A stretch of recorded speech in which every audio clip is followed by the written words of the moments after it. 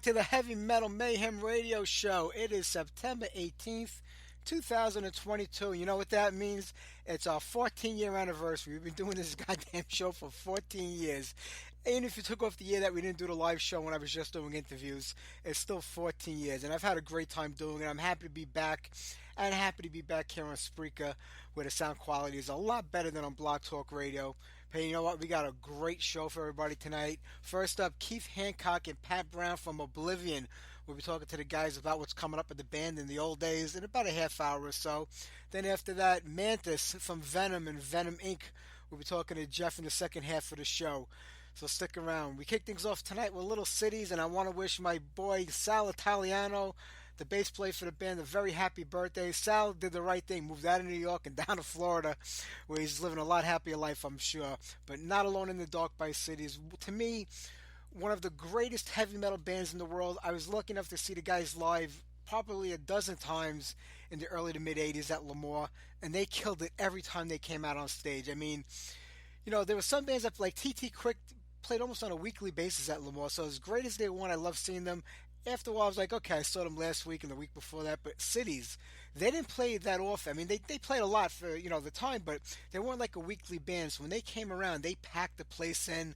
I mean, I don't remember the capacity of Lemoore's was back then, maybe 500 to 1,000, but it was packed every time the band played, and they just killed it. I mean, they had everything going on for them.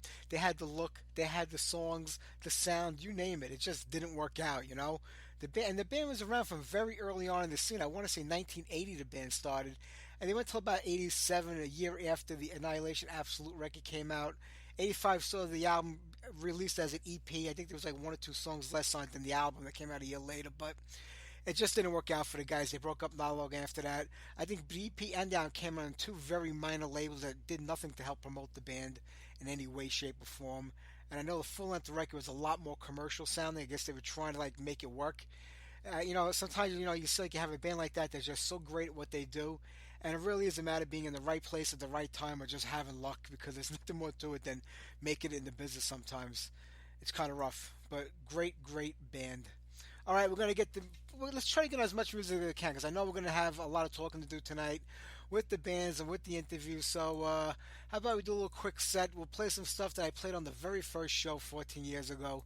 And I play them every now and then, between now and then. But here's some Blessed Death out of the great metal state of New Jersey, Into the Ovens.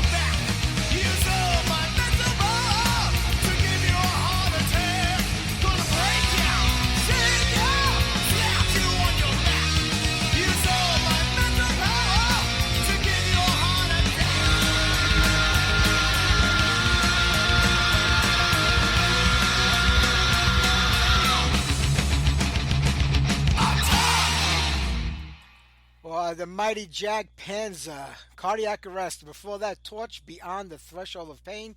And we kick things off with Blessed Death into the Others. A band I wish would reunite. I know we lost a member of the band a few years back, but I'll take the four of them with a filling guitar player. They were just a great band to see live. I caught them at the Battle of the Bands at Lemoore on a Thursday night. They were one of the bands in Carnival. They were unknown to everybody at the time, and I believe Blessed Death won that, and after that they were signed to Megaforce. So good news over there. Torch, Beyond the Threshold of Pain. You know, Dan Dark left the band. They have a new singer in Torch right now. I think they did their first show with him this weekend, last night as a matter of fact, or maybe it was Friday night. I got to go look for some video clips of it. I got to ask Ian to send me something so I can hear what he sounds like singing with the band. Dan Dark, you know, he's been in the band, out of the band. Ian was one of the last guests we had on the show before our last anniversary. And, you know, Dan had just left the band a little before that and came back in again. So this is like an ongoing thing with him. I don't know if he gets his panties in an uproar and wants to leave the band. This time it says it's because of his health, but now every day he posts a little bit more and more that it's not all his health because he's got other projects that he's working on or other musical endeavors. And I just think there's a little bit of a hatred between him and the other guys. I don't really know, but he really is the voice of that band. So I'm curious to see where Ian is taking the band these days and what the new singer sounds like, you know. And Jack Payne's A Cardiac Arrest. You know, about 14 and a half years ago, my best friend in the world, Tommy Flanger, big T's we know him, found this website called Blog Talk Radio where you could host, you know, your own shows. It was really a talk radio site. It wasn't really meant for music. But you could like upload songs and play them. It was like AM quality. Anybody who's heard my show before I went to Spreaker knows what it sounded like. We had a show called Metalhead United. He says, you know, why don't you call in on Sunday with me? We'll do it on a Sunday afternoon when we're not working. And, you know, we'll just talk about 80s metal and, you know, we'll play a couple of songs. And we did like one show. And I kept telling Tommy, when are we going to do another one? When are we going? And if anybody knows Tommy, he likes to procrastinate and things never get done. And I love him with all my heart. He's like a brother from another mother to me. But that show went nowhere. So I said, you know what? Listen, I'm going to do my own if you don't mind. And that's when Heavy Metal Mayhem came about. And it came about because when I was thinking of a name for the show, I was listening to the Jack Panza, Cardiac Arrest, and they used the line Heavy Metal Mayhem. So that's how we got the name of the show. Plain and simple as all of that. All right, we're going to call up, I got to call Keith first, and then we're going to get Pat on the line with him. I haven't done a three-way phone call here, or three-way anything, in a very long time, so we're going to see if it works. And Blog Talk Radio was relatively easy, but this will be the first time I'm trying it here on Spreaker, so hopefully it'll work, and we'll get everything going with little to no problem. But let's do another set of music. How about some Anger? Feel the Fire Burning.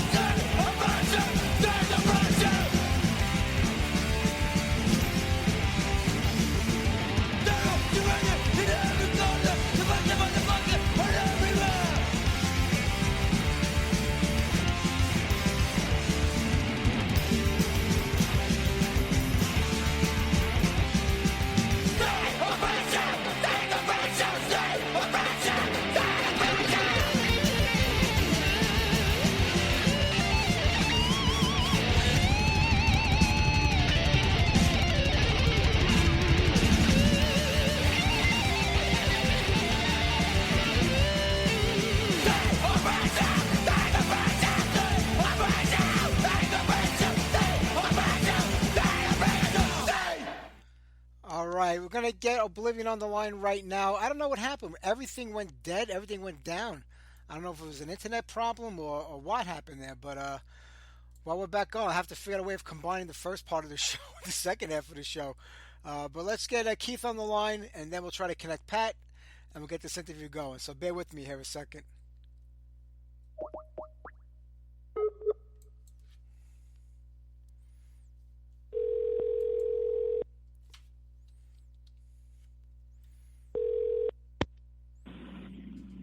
Hello. Keith, this is Mike. You're on the air live. How are you? Hey, Mike. All right, buddy. I've got Pat here with me, too. We're actually heading in the car, heading to go see Testament, Exodus, and Death Angel as we speak. Oh, so man, that's going to be a great show. Oh, yeah. I saw him in Orlando probably about 3 months ago. It was a fantastic show. Oh, man, I can imagine. It'd only be better if Oblivion was on the bill. Oh, that would be great, yeah. One day. Hey, listen, I got to tell you, man, I've been such a fan of you guys when I was tape trading back in the 80s, and I got a copy of that first demo tape, and holy cow, to find out you guys are back together all these years now and new music, I couldn't be more happy. That's awesome, man. Did you get a chance to check? Did the other ones go through, the other songs that I sent you? No, they didn't go through. Just Sunflower. That was the only one that went through, and man, that song absolutely kills. Thank you, brother. Thank you. That is, I'm real proud of the work that we've done. I think that, I'm amazed that since 1989 was the last time we were together, really, and recording anything or doing anything. And that many years, I think the product that we have, I think it's fantastic. I'm proud of it. I'm just absolutely proud of it. It's fantastic, is right, and I can't wait to hear the rest of it. Let's kind of take it back to the beginning for the people who aren't that familiar. And you and Pat can just jump in whenever you want, because I can't see through the phone who's going to talk. But, it goes back to the mid-'80s, the band. And to me, I think the whole Tampa Bay area was so criminally underrated. When you think about the bands that came out of that area, Atomic Opera, Siren, Nasty Savage, you guys, there was a really hot scene going on over there. I mean, when you guys formed, I guess it was already starting to take off in that area. Right. Well, when we first got together, basically, we went through a couple lineups until the permanent lineup, which is what, 85 or 84? 84. I think that's, when Pat was in 84, and that's when we had more of a permanent vibe there.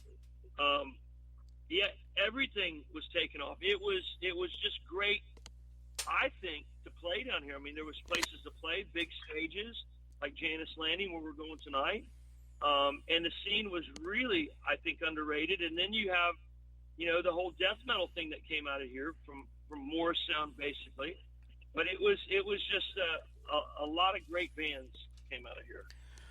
Was it difficult getting your foot in the door back then, or was like all the bands working together to kind of further each other along and promote the scene, or was it like, cutthroat?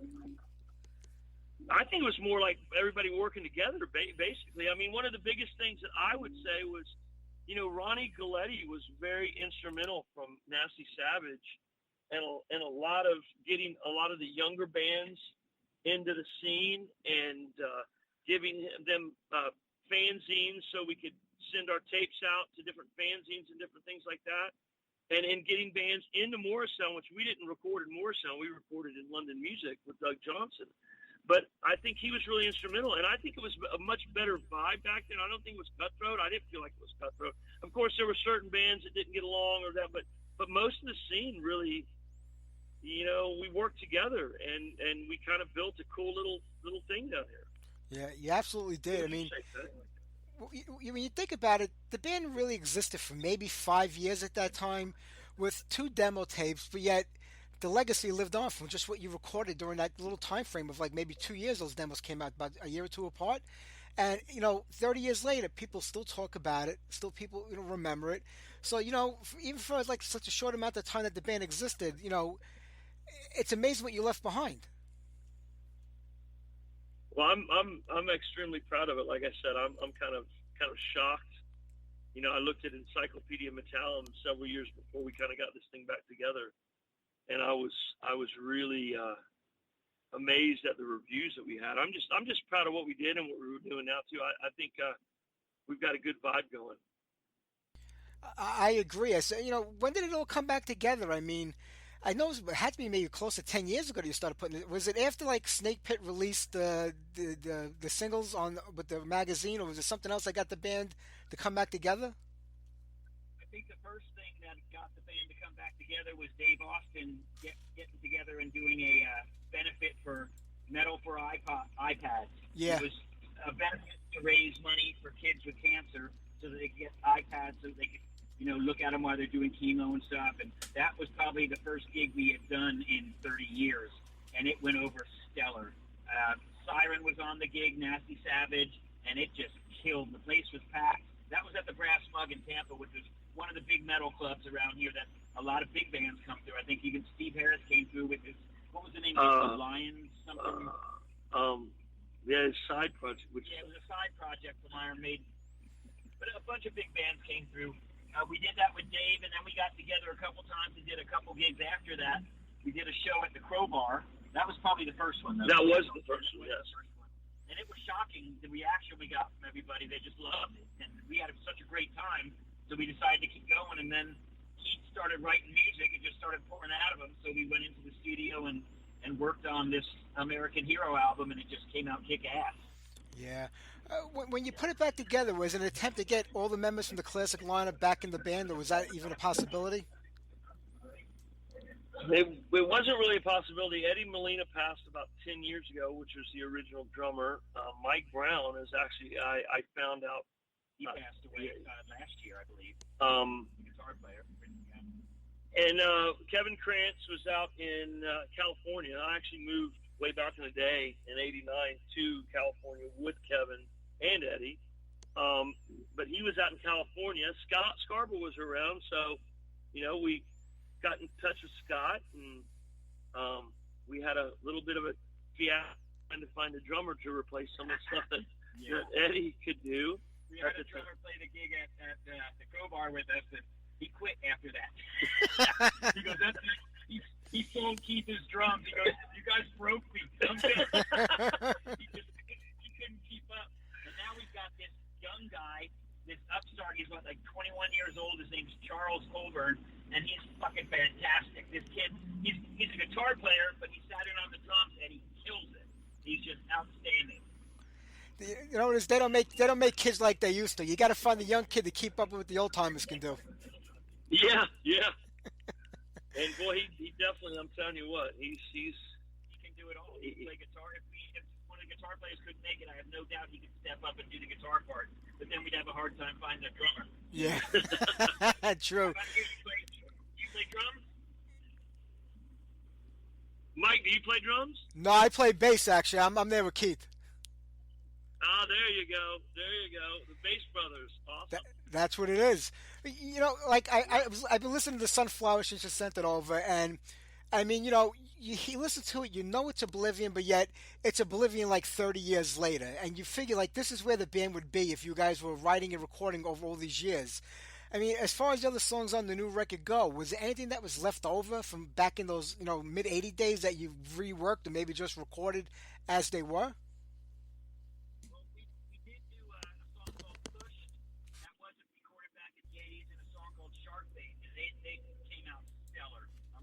With them.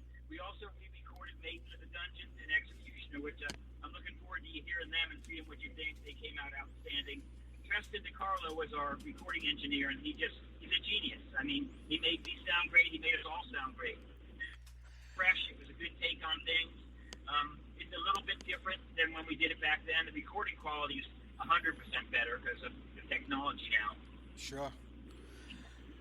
When you're writing new music, I mean, do you say to yourselves, listen, this is what we sounded like, with Quest for Power and Rebirth, and, we want to recreate that? Or you just say, that was a long time ago. This is where we are now. I mean, did the music just come out differently based on, 30 years?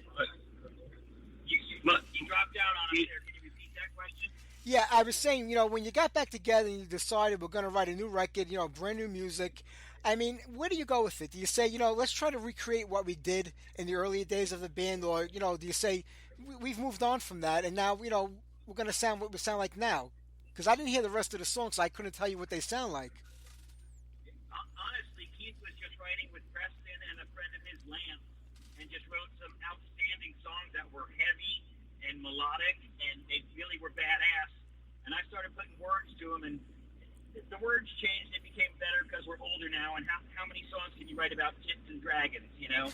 So we had to move on from there. And one of the catalysts was my wife. She was busting my balls one night saying, "You're going to write about that crap? Come on, you need to write something with some meaning." And that's where Sunflower came up, the Ukrainian war came up, and all those things happened, and it just kind of came together, and it just worked. It worked with the music, and everything we're writing now is a little more intelligent, I feel. Well, this world gives you a lot of writing material today. You don't have to imagine things. Oh, You know yeah. what I mean? It's whatever you could possibly think Yeah. of, the worst case scenario, it's going on out there somewhere. So there's a lot of material to draw from.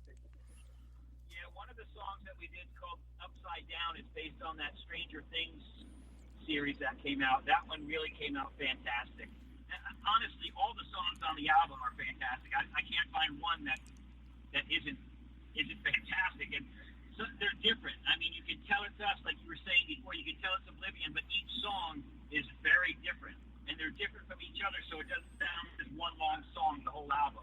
It's got quite a variety. Keith was the catalyst for that, though. He's been the driving force of it, bringing so many songs. He'd hand me a bunch of music to listen to, and I would go, "How the hell am I going to sing to that?" You know. And it just kind of came to me, and it worked out great. Our new guitar player, who joined us along with Scott, his name is Rob Duncan, and he's been playing in the area for a long time. He brought a lot to the table, and he wrote some of the lyrics for some of the songs too. He's very smart about some of those things. So I'm looking forward to hearing some of it and getting your opinion on it. Yeah, and you know, Scott in the writing process, back to the original question there too, when I just have been writing for a while. I have a couple different projects that I've worked with, and we mentioned Preston DiCarlo. I've been trying to get together for like on a weekly basis to just do songwriting sessions. And when the Oblivion thing came up, and we're like, hey, and kind of how that happened, you know, we worked something out with Sonic Age Records to do an anthology back in. It's been about 8 months now, I think. And we've given them some of the old material and different things like that, some video and stuff like that. And Frank from FHM Records really wanted to do something with this. Yeah, and it's like, I told Frank, I said, well, we can't really do, anything with the anthology coming out as far as that material, rewriting that. So I kind of said, what about if we gave you an album of new material? What the hell? I think I'm, at that level where I've got a lot of creativity right now, and that's kind of what I did. And also with Scott too, with Scarborough, he came up with some ideas. I actually went down to, he lives about 2 hours away from where we're at. And I drove down to his little studio too, and we worked on a couple little things too. But we kind of put the music together, came up with the ideas, the rhythms and the grooves, and basically that, sometimes even the leads of everything. And just started throwing Pat just a bunch of material, like song after song. Honestly, I think we had a total of 14 songs. Yeah, some of them didn't make the album. We saved some for our next project, so there's definitely going to be something after this one too. That's going to be great. Was there ever any other attempt over the years to put the band back together, or was this the first time? This was the first time. You guys never thought about it before? Not really. Everybody was doing their own thing. Keith was wrestling alligators. I was touring as a magician, as an escape artist. I played Houdini in a touring show, and I did escape from a 65-gallon milk can filled with water with shackles on and straight jacket escape. Was doing that for a while, and everybody kind of went their own way and found each other again now. It was the right time. I mean, when we broke up, there was a lot of animosity, so it wasn't possible for us to get back together back then. And another thing, too, we moved. That was one of the things, too. When in 89, and it was my bright idea, which was, I'm curious to see what would have happened if that wouldn't have happened. But I basically convinced Kevin and Eddie to move out to LA, and we went to Musicians Institute out there, and that was a completely strange thing out there too. And we kind of, then we went our separate ways from that too. Eddie ended up coming back to Tampa after 6 months of him being out there. I was out there for about a year and a half, came back, and then I ended up getting in a project with Ralph Santalla. And then Kevin stayed out there, so he stayed out there the whole time until just a couple years ago he moved back to D.C. And I tell you what's interesting on my part, and it's kind of funny, I think. I've done a lot of things since the 80s, like the Wrestling Alligators. I had some interesting business. I was selling sunshine to Floridians for 20 years, tanning salons, which is interesting. And I did a bunch of reports, and I was in a bunch of different magazines. So I've done a lot of crazy stuff. And one day I Googled myself just to see what would pop up. Now, I thought something from the alligator wrestling stuff, or I thought, maybe with the tanning business that I'd been, in that industry for so long was going to pop up. And a picture from 1988 popped up. So when I did that popped up, freaked me out. It was on Encyclopedia Metallum. So I followed that to Encyclopedia Metallum, and I was kind of blown away what was being said and reviewed. And first of all, I was like, number one, how the hell does anybody have that photo? Number two, I'm looking at how the hell does anybody have any tapes to make these reviews? Because these reviews were like in, 2012, 2010, and the reviews just blew my mind. I was like, wow. And I didn't even pay these people to say this, and that was one of the things too that kind of got me on the, maybe we can do this, get back together. And I was doing a project too around that time with Pat, which was kind of interesting. It was a Volbeat tribute band that we did, which was a lot of fun. Yeah, a band called Pullabuza, and then it kind of morphed into it from that. But I was shocked at what I saw in on Encyclopedia Metallum. I was happily shocked, but I was like, "Are you kidding me?" I mean, somebody. It made us laugh because yeah, I mean, it's like, I think one of the reviews said this is kind of like one of the, all-time top 3 unsigned U.S. power metal bands of all time. And I'm like, going, really?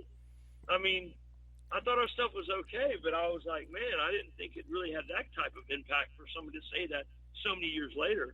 And then when we did the thing, with Lauren and with Snake Pit, and having somebody press our demos into vinyl, and him saying all of the stuff, how many people were really into what we did. I mean, I would have never thought that. I would have never thought that in a million years. It is amazing. I mean, I think I got a hold of your first demo, the Quest for Power demo, actually from Nasty Ronnie, because I was interviewing him back then in the 80s. I think he mentioned it, or I got it somehow. Yeah, can you hear me?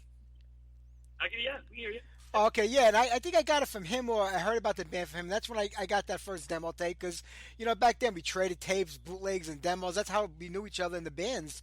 And, you look like 15 years ago, the digital world came out with LimeWire and Napster, and everybody started uploading their cassette demos and transferring them, and the whole thing was sort of reborn again. And, Oblivion came back into light to a lot of people and a lot of them are younger kids who weren't around back in the 80s that have become new fans of the band now. And they got the old timers like myself that were there from the very beginning.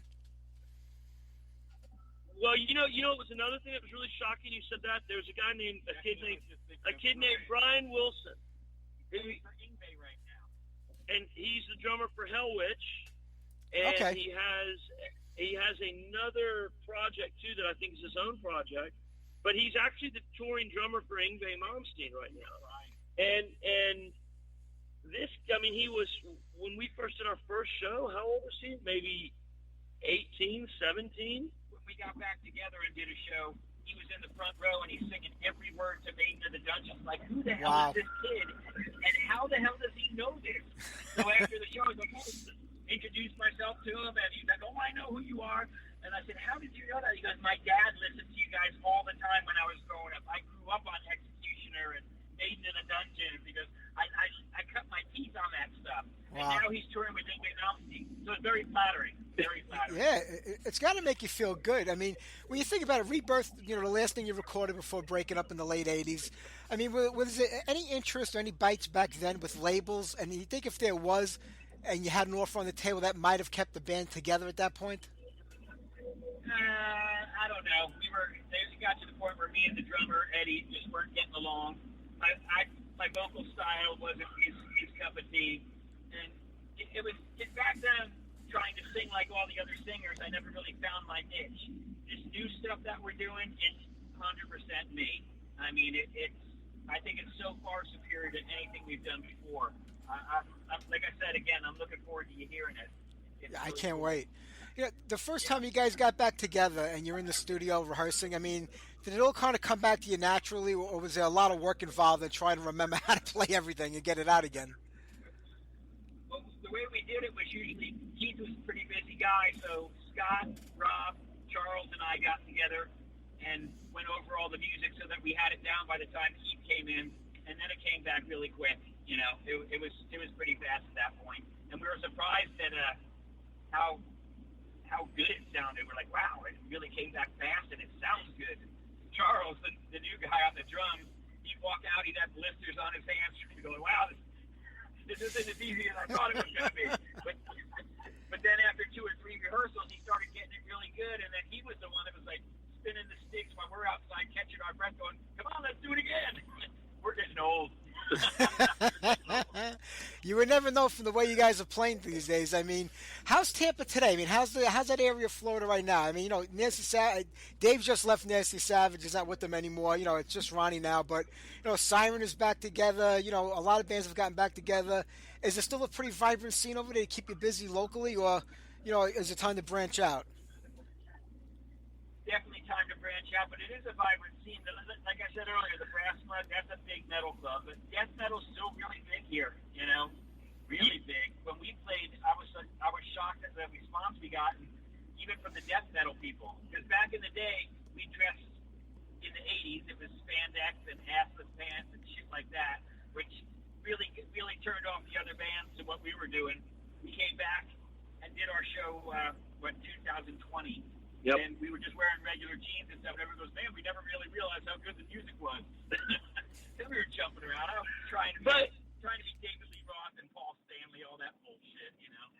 But, you know, I mean, it was funny. We definitely did have our niche back here, and I have a funny story for you. There's you recall the band Power Surge?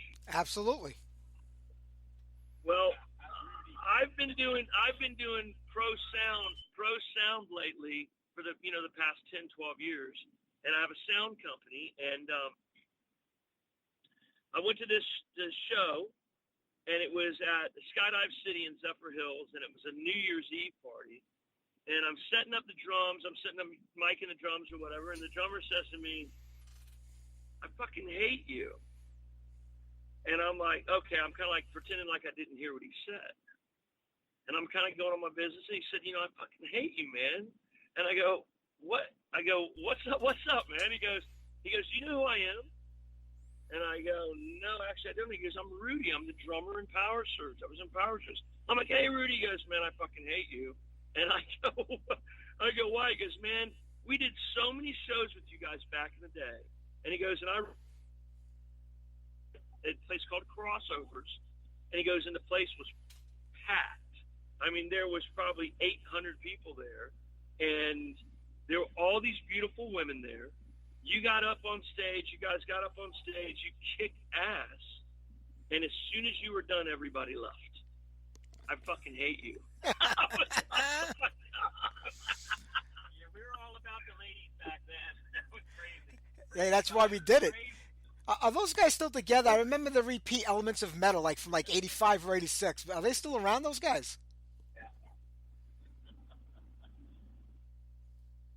It was definitely an interesting scenario. Just kind of the show that we had too, and with the way that we would dress at one point, and it changed a little bit more. It morphed into something a little bit different, more towards the late '80s.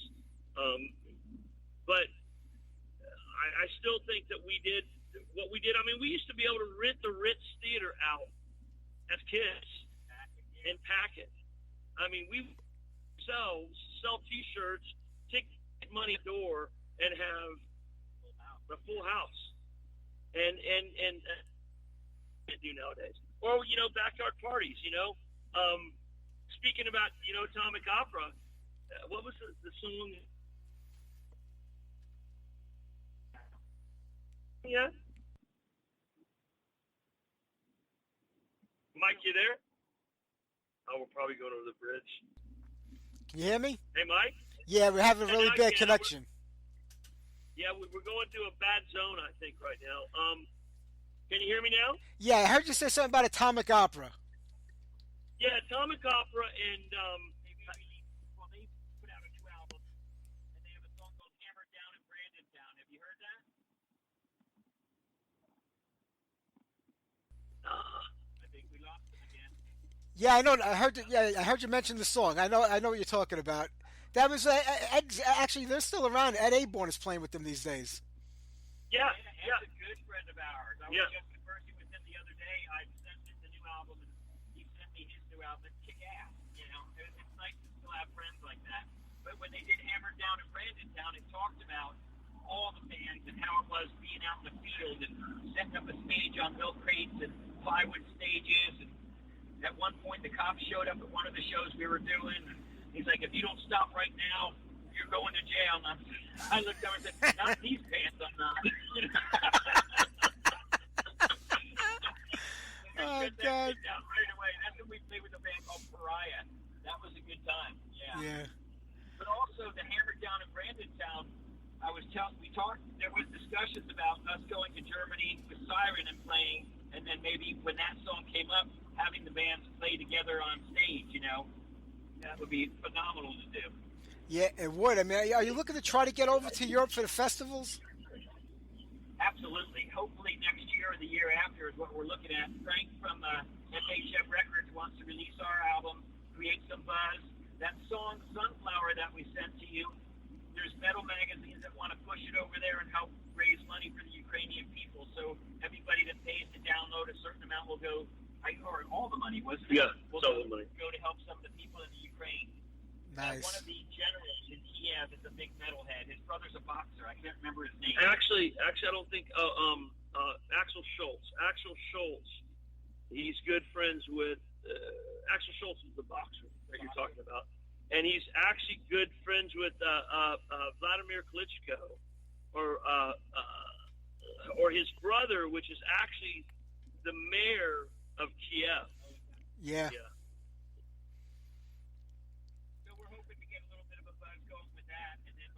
Get over there, really kick some ass. We'd love to go do Keep It True. We had the opportunity to do it before, but the logistics of putting that together with everybody getting off of work and going over to do it was a little more than we could handle. Yeah. And after COVID hit, it just screwed all the plans for everything. Well, hopefully next year it'll all work out for you guys. It'll probably be 2024 is what I'm thinking. We'll see. Well, we'll see. Yeah, we'll see. Yeah. I mean, once we wrap this album up, which we're in the process right now, and should I go that way? Once we wrap this up, then we'll really see, I think, what's out there for us to play and, what we want to pick up and do. But Frank talked about going over and do 2 weeks of festivals, and I'm like, hell yeah, let's do it. It'd be really good if we could go do that with Siren. He even talked a little about trying to get Nasty Savage to do it, too. But I don't know if that would work out. We'll see what goes with that. I'm sure when this new record comes out, there's going to be a lot of opportunities out there for you guys. But listen, Keith, Pat, I'm not going to keep because we're starting to lose each other again. And before we get disconnected, I want to get on some music. And when this record comes out, you come back on here, we'll do this all over again, and we'll hopefully have a better time connected with each other. Absolutely. Okay, absolutely, Mike. Thank you so much, brother. It's my play. I'm going to play a couple of songs off the earlier tapes, and I want to play Sunflower if that's all right with you guys. Absolutely. That sounds great, man. Listen, go have a killer time tonight. Say hi to Chuck Billy for me. He's a good friend of mine in the show. It's going to be a great show, man. I'm telling you, all three of them kill it, and they kick ass. Will do. All right, brother. You got it, guys. Take care. Have a good night. Bye-bye. All right, let's get on some Oblivion. Let's go back old school, and then after that, we'll play the brand new song, okay? So bear with me here while we still got a connection going on. I apologize, everybody. I don't know what happened. We lost everything after like the first half hour of the show. I don't know if it's even saved anywhere. I had to restart it up again. So maybe after this, if I can find it, I'll try to combine it together and make one new show out of it. But here you go, Oblivion, Winds of War.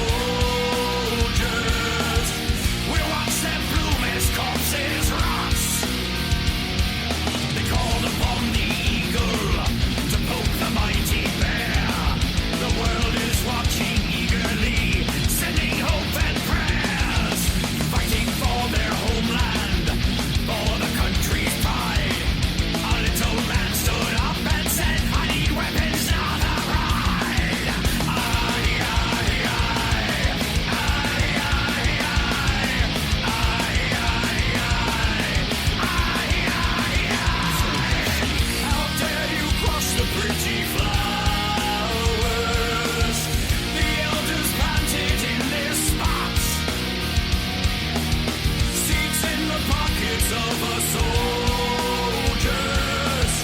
We watch them bloom as corpses rot.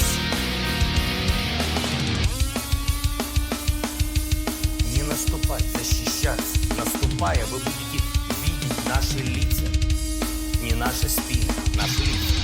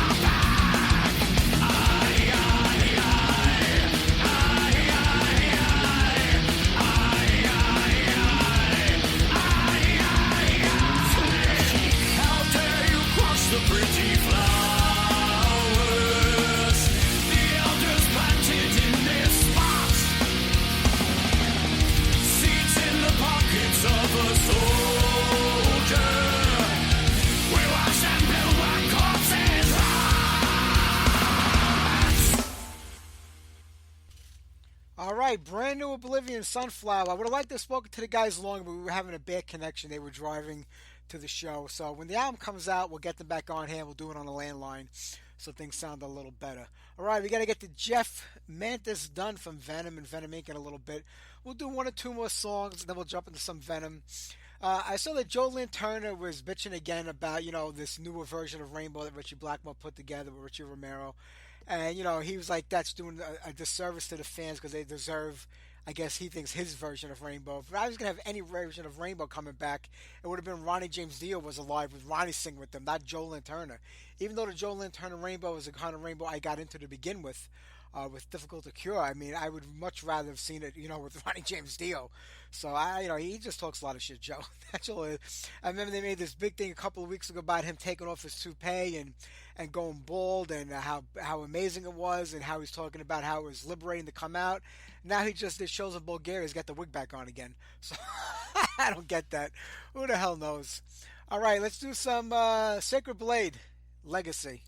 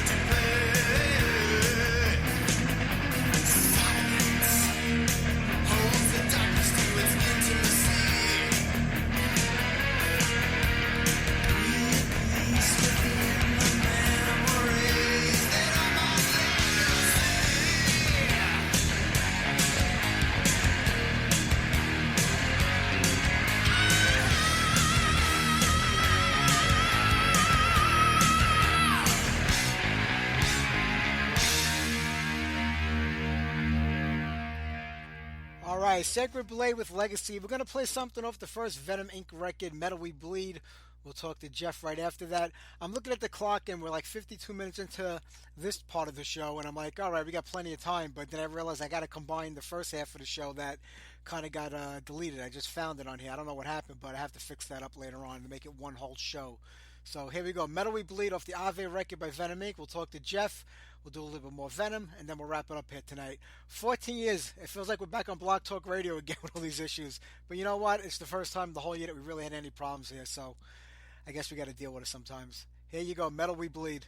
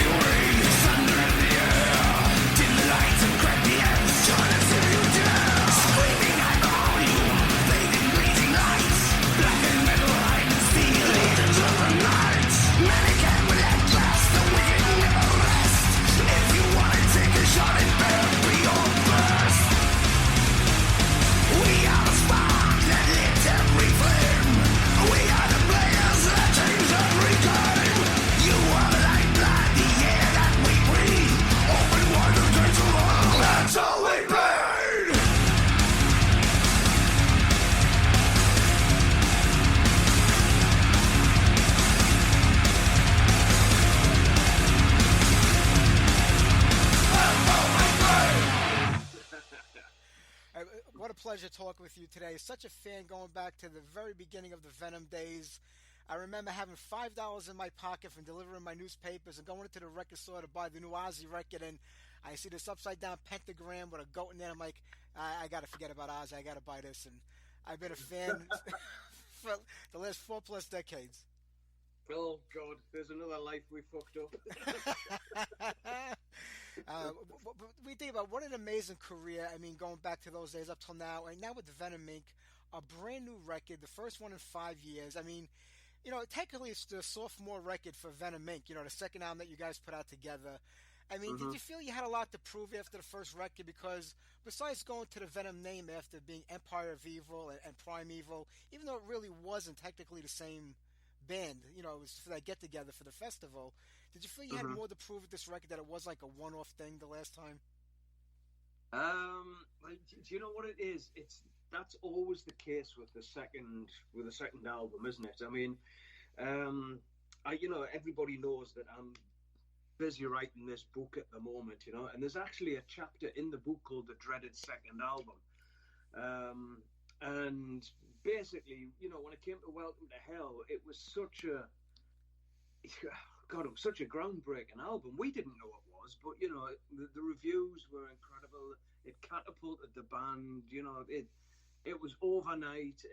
Everybody was going on about it. Everybody wanted to know about it. And then when it comes to doing that second album, it's like, when you've had an album which is so iconic and so influential, then you start thinking, oh, how do we follow that? We didn't. We didn't think about that. Not back in those early days. We just did what came naturally. We just continued as we were. When it came to the second one for Venom Inc., I think there was a little bit of pressure. I felt pressure when, for Arve, because,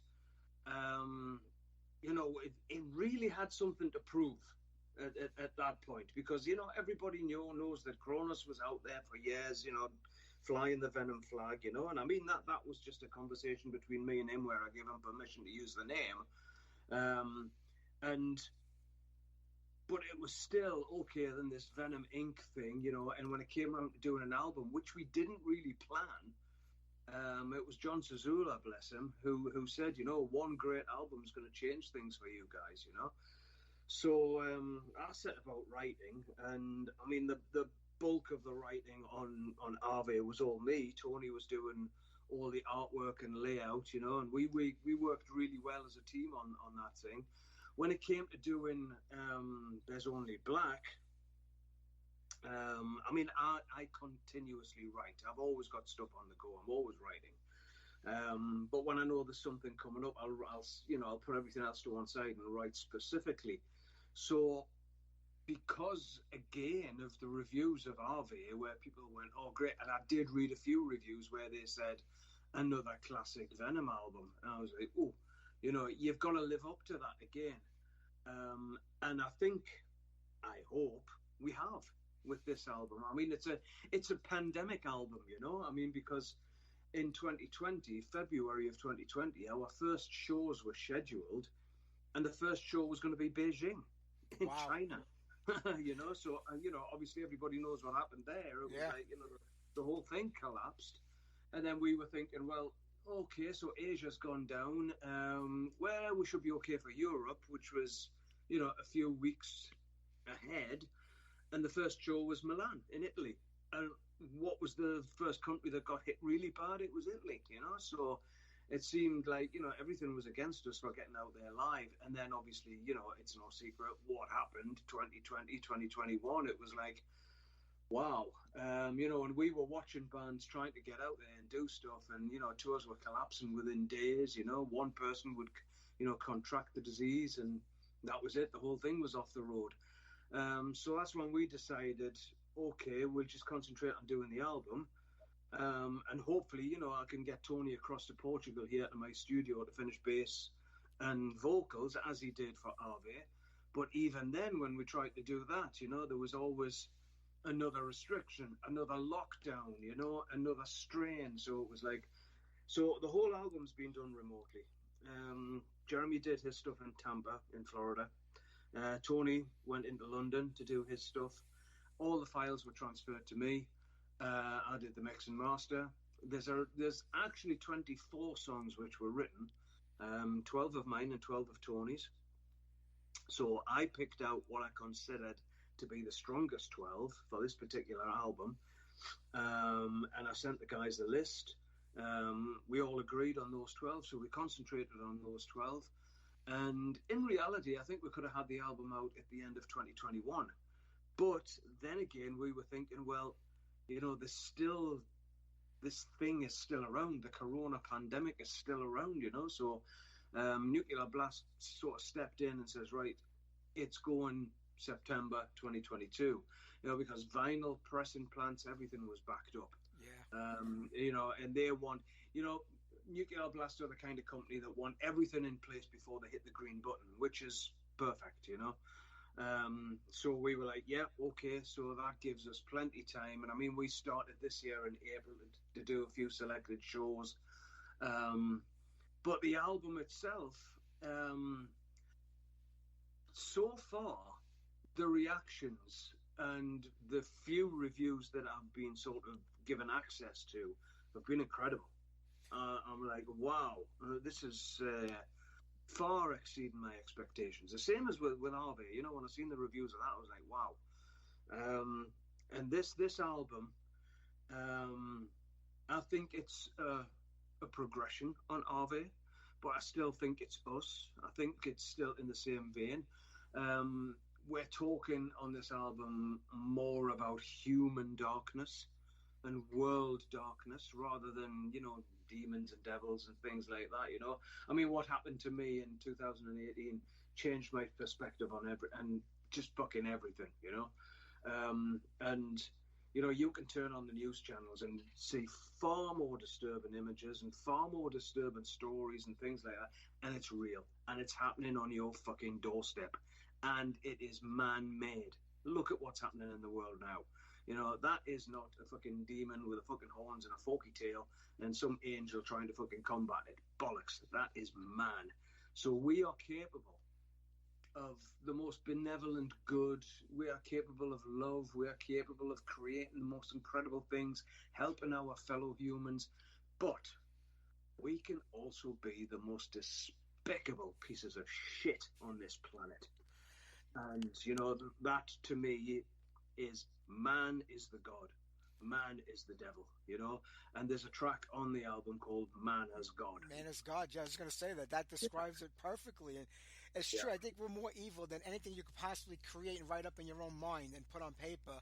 You know, it really is true. And, you know, you go back to 2018 with your heart and everything and the condition that you had and the operation. And when you think about it, you know, go back 40 years, you're a kid, you don't think about things like that. You think you're invincible, you know, live fast, die young.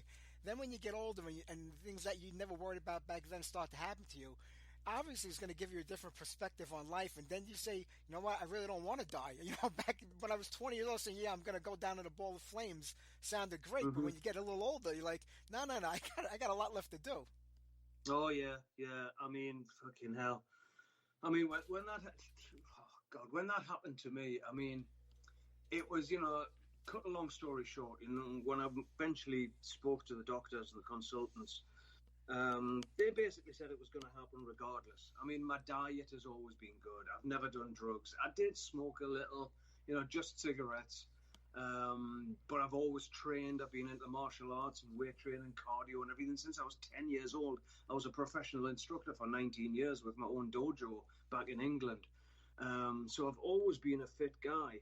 So basically what the doctors had said was that all of that staved it off for a while, you know. But it was hereditary. My grandfather went with a heart attack. My father died of a heart attack at the age of 49.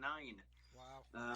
He didn't have a second chance. That was it. Bang. He was at the wheel of he was a heavy goods vehicle driver, and he was at the wheel of his vehicle when it struck him. But with me, it had been the pains and the unwellness had been going on for a couple of years.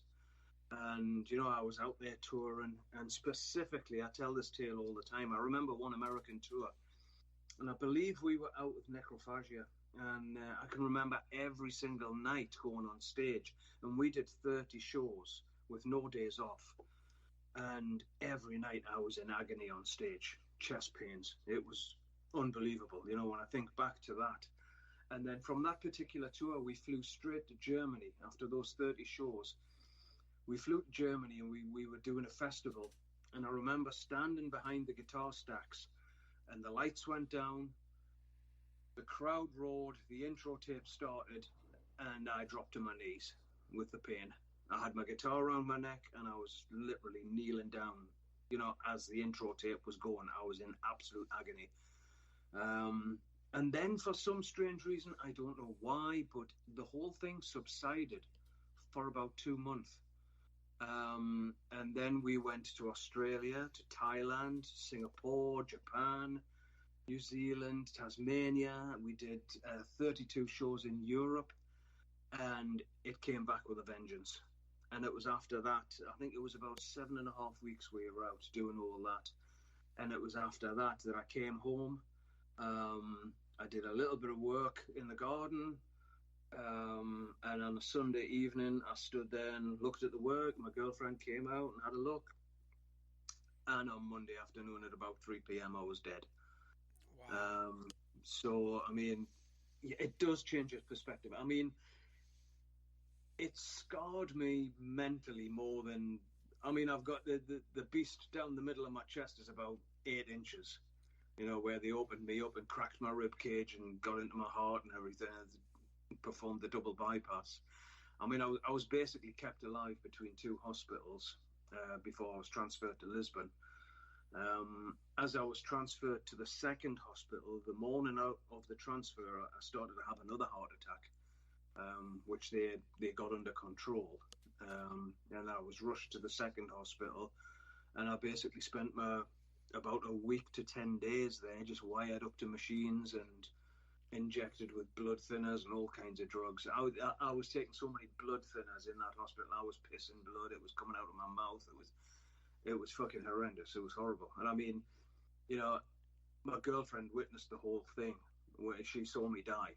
You know, she came to the side of the ambulance at one point and said, you know, how are you feeling? And I mean, prior to that, I had been screaming like a kid with the pain. And I turned and I looked at her and I said, actually, I think the pain's gone. And with that, my head went back, my eyes rolled, and I was dead. And she saw that. The doctor then kicked the ambulance door shut. 2 Portuguese women dragged her away from the ambulance because obviously she was hysterical. And she said, I just watched the ambulance bouncing backwards and forwards for about 5 minutes. And it's definitely... It's life-changing. I can't describe it. The only people who will understand this really is people who have been through it themselves. And I've spoke to a few people, a few fans actually.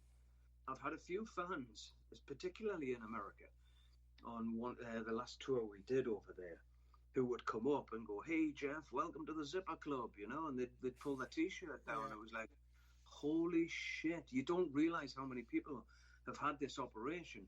Maybe they haven't died. Maybe it's been caught in time, but, you know, it's been necessary. You know, they've had to have a double, a triple, or a quadruple bypass, or whatever it has been. A guy that I've become really good friends with, he died, but he died from an accident when I think he was 19. And he described, I went out for dinner with him before we played one of the shows, and we had the most amazing conversation. He described everything that he saw. You know, he said, I watched the paramedics. You know, he says, I heard them say, we're losing him, we're losing him. He says, I was watching this. I basically, cut long story short, he severed his arm, and he was literally bleeding to death. And for me, there was nothing. It was lights out. That was it. All the weird shit happened when I came back, just before, and then when I came back. That's when all the weird shit happened. Because the stuff that I've described to my girlfriend, she said, that never happened. Wow. And what was seconds to me, and so fast, was a full day. You know, it was hours and hours and hours. You know, when she got to the hospital, they had no record of me. And but she was saying, well, this is where he's been brought, but what the hell's going on? I'm sorry, we've got no record of this person. And she thought straight away, that's it, he's gone. But it was so bad that they didn't even register me at the reception. They took me straight into theatre. But for me, it was just lights out. That was it. Hence the album, There's Only Black.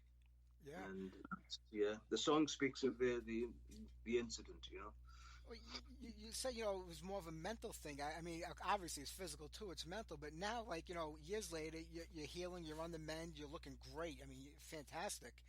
But, you're in a very stressful and strenuous job, if you want to call it that. I mean, being out on the road and touring, I mean, that's extremely stressful. People they think it's like the movie Rockstar, where it's like one party after the other and everybody's moving around. But there's a lot of moving parts and a lot going on. I mean, so in your mind, every time you get on stage now, do you worry about that feeling coming back, the way you felt that day on stage, or do you really have to kind of put it out of your mind, saying, I'm gonna be okay? There's a bit of both, actually, Mike. There's I totally agree with what you're saying. The stresses and strains of being on the road, it's hard, particularly the way we tour. And I've said this before, and this is no disrespect to the guys. I love the guys dearly, and they deserve every success that they've got. But if we were touring in the style of Metallica, it would be stress-free. It was as simple as that, Sure. I'm lucky that in the early days of Venom, we had that 5-star travel. We had crew who looked after us. The only time I seen my guitar was when I walked on stage. For years, the only time I changed strings was when I was at home. On the road, I had a technician who looked after everything for me. I didn't have to carry anything, and you concentrated on your performance. Your day was to get up, have breakfast, look at the itinerary, do the interviews, go to sound check, come back, have an evening meal, and then go play the show. After the show, meet and greet, then back to the hotel, and then you're off the next day. The way we do it now, it's hard. It's fucking hard. When was it? It was in 2019 that we did 5.5 weeks in South America, Central America, and Mexico, and I can never do that again. It was too difficult for me. So I've now said that any touring has to be in short blocks. Yeah. There's days that I have where I feel great. I feel 1,000,000%. I still train. I've got a small gym in my back garden. I don't train as intense as I used to. And the strange thing is before the heart attack, I was training really hard 3 times a week, really fucking hard. And I never felt any chest pain whatsoever. But if I walked to the village cafe, which is up a slight incline, by the time I got to the top of that incline, I was in agony. I don't get it. I don't get that at all, because I was training like a maniac. Yeah. Getting stronger, getting fitter, and then just walking to the cafe. I don't know. But now, since it's all happened, like I say, I have days where I feel great. I feel physically good. I'm mentally alert, but I get tired quick. And there's other days I just don't function. It's like somebody's hit the off button and it's like, leave me alone, Yeah. And that concerns me if I go out on tour and have a day like that. It's like, and like I say, because we haven't got that structure around us, we haven't got that huge team around us, I mean, essentially me and Tony, we're still going out there setting our own equipment up, before the shows and everything like that. We're a plug and play band. That's what we are. That's what we've become. And yes, it would be nice to have the big show and go out there and do it all and all that. But you know what it is? It all comes down to the almighty dollar. Yep. It's as simple as that. That's what it comes down to. It comes down to finance. Can you afford a first class flight which will get you there nice and comfortable on an 8-hour journey? Or are you going to sit in economy? So I'm lucky that I've had both. I've experienced both sides of the spectrum. And believe me, first class is much easier. Oh, yeah. I'm sure of that. Well, Yeah. I mean, you are coming here to the U.S., in October, and I can't wait to see you guys when you get to the New York area. It's going to be another great show with you guys. And when you think about it, I mean, you go back to the beginning with Venom. You were talking about, Welcome to Hell earlier. You never knew what that was going to be, what was going to come out of that. And I always say there are bands that, draw influence from other bands and kind of copy them and, make a career out of it. Then there are those certain bands, maybe there's a handful of them, that take what they've been fond of or fans of or heard, and they create something completely new and different. Whether it's by accident, whether it's by, really working on a certain sound or show. You go back to Sabbath. Everyone will take it back to Sabbath as like the first real metal band. Then Judas Priest is something different. Then it was Motorhead and Iron Maiden. Then you guys came out and you took what was done before you and took it in a whole new direction. And you said we didn't know what we were going to get with Welcome to Hell. When you got together and you first created the Venom sound, I mean, did anybody ever say to themselves, "What the hell are we doing here?" I mean, nobody's doing anything like this before. Did it strike you then that this was something that was unheard of anywhere else lyrically? I know you guys had the stage show, probably cooking in your head of what you wanted to do, and then the songs themselves. I mean, there was nothing like that anywhere. And today, 9 out of 10 bands will say, Venom, Welcome to Hell, black metal, that influenced me. That created a genre. That was the beginning of everything for all of us. And then you got the people back then, they're saying, this is a bunch of noise. Nobody knew what to make of it, The same people that slagged you back then are praising you today. Oh God! Do you know what it is? I've seen so many things, that Venom, in whatever shape or form. But let's be honest, it is essentially the original lineup where they speak about the influence and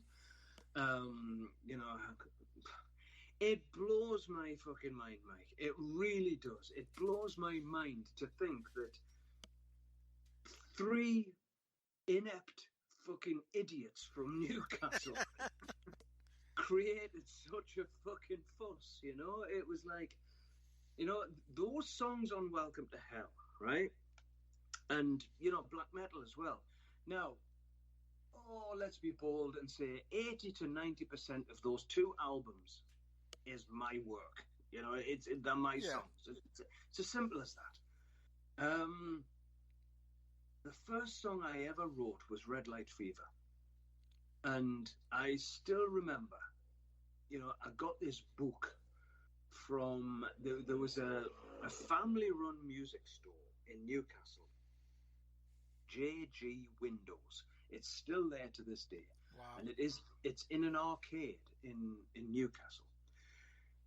And I went in there and I got this book, and I believe it was called Improvising Rock Guitar. And it was like a paperback, and it had a flexi disc in it. I mean, we're going back probably to the late 70s. And I had no idea who the guy was who wrote the book. I just bought this book, and that became my Bible. And from that Bible, I learned 2 things. And that was a movable power chord, first, fifth, and octave, and the first position of the pentatonic scale. Wow. Which to this day I still don't fucking understand.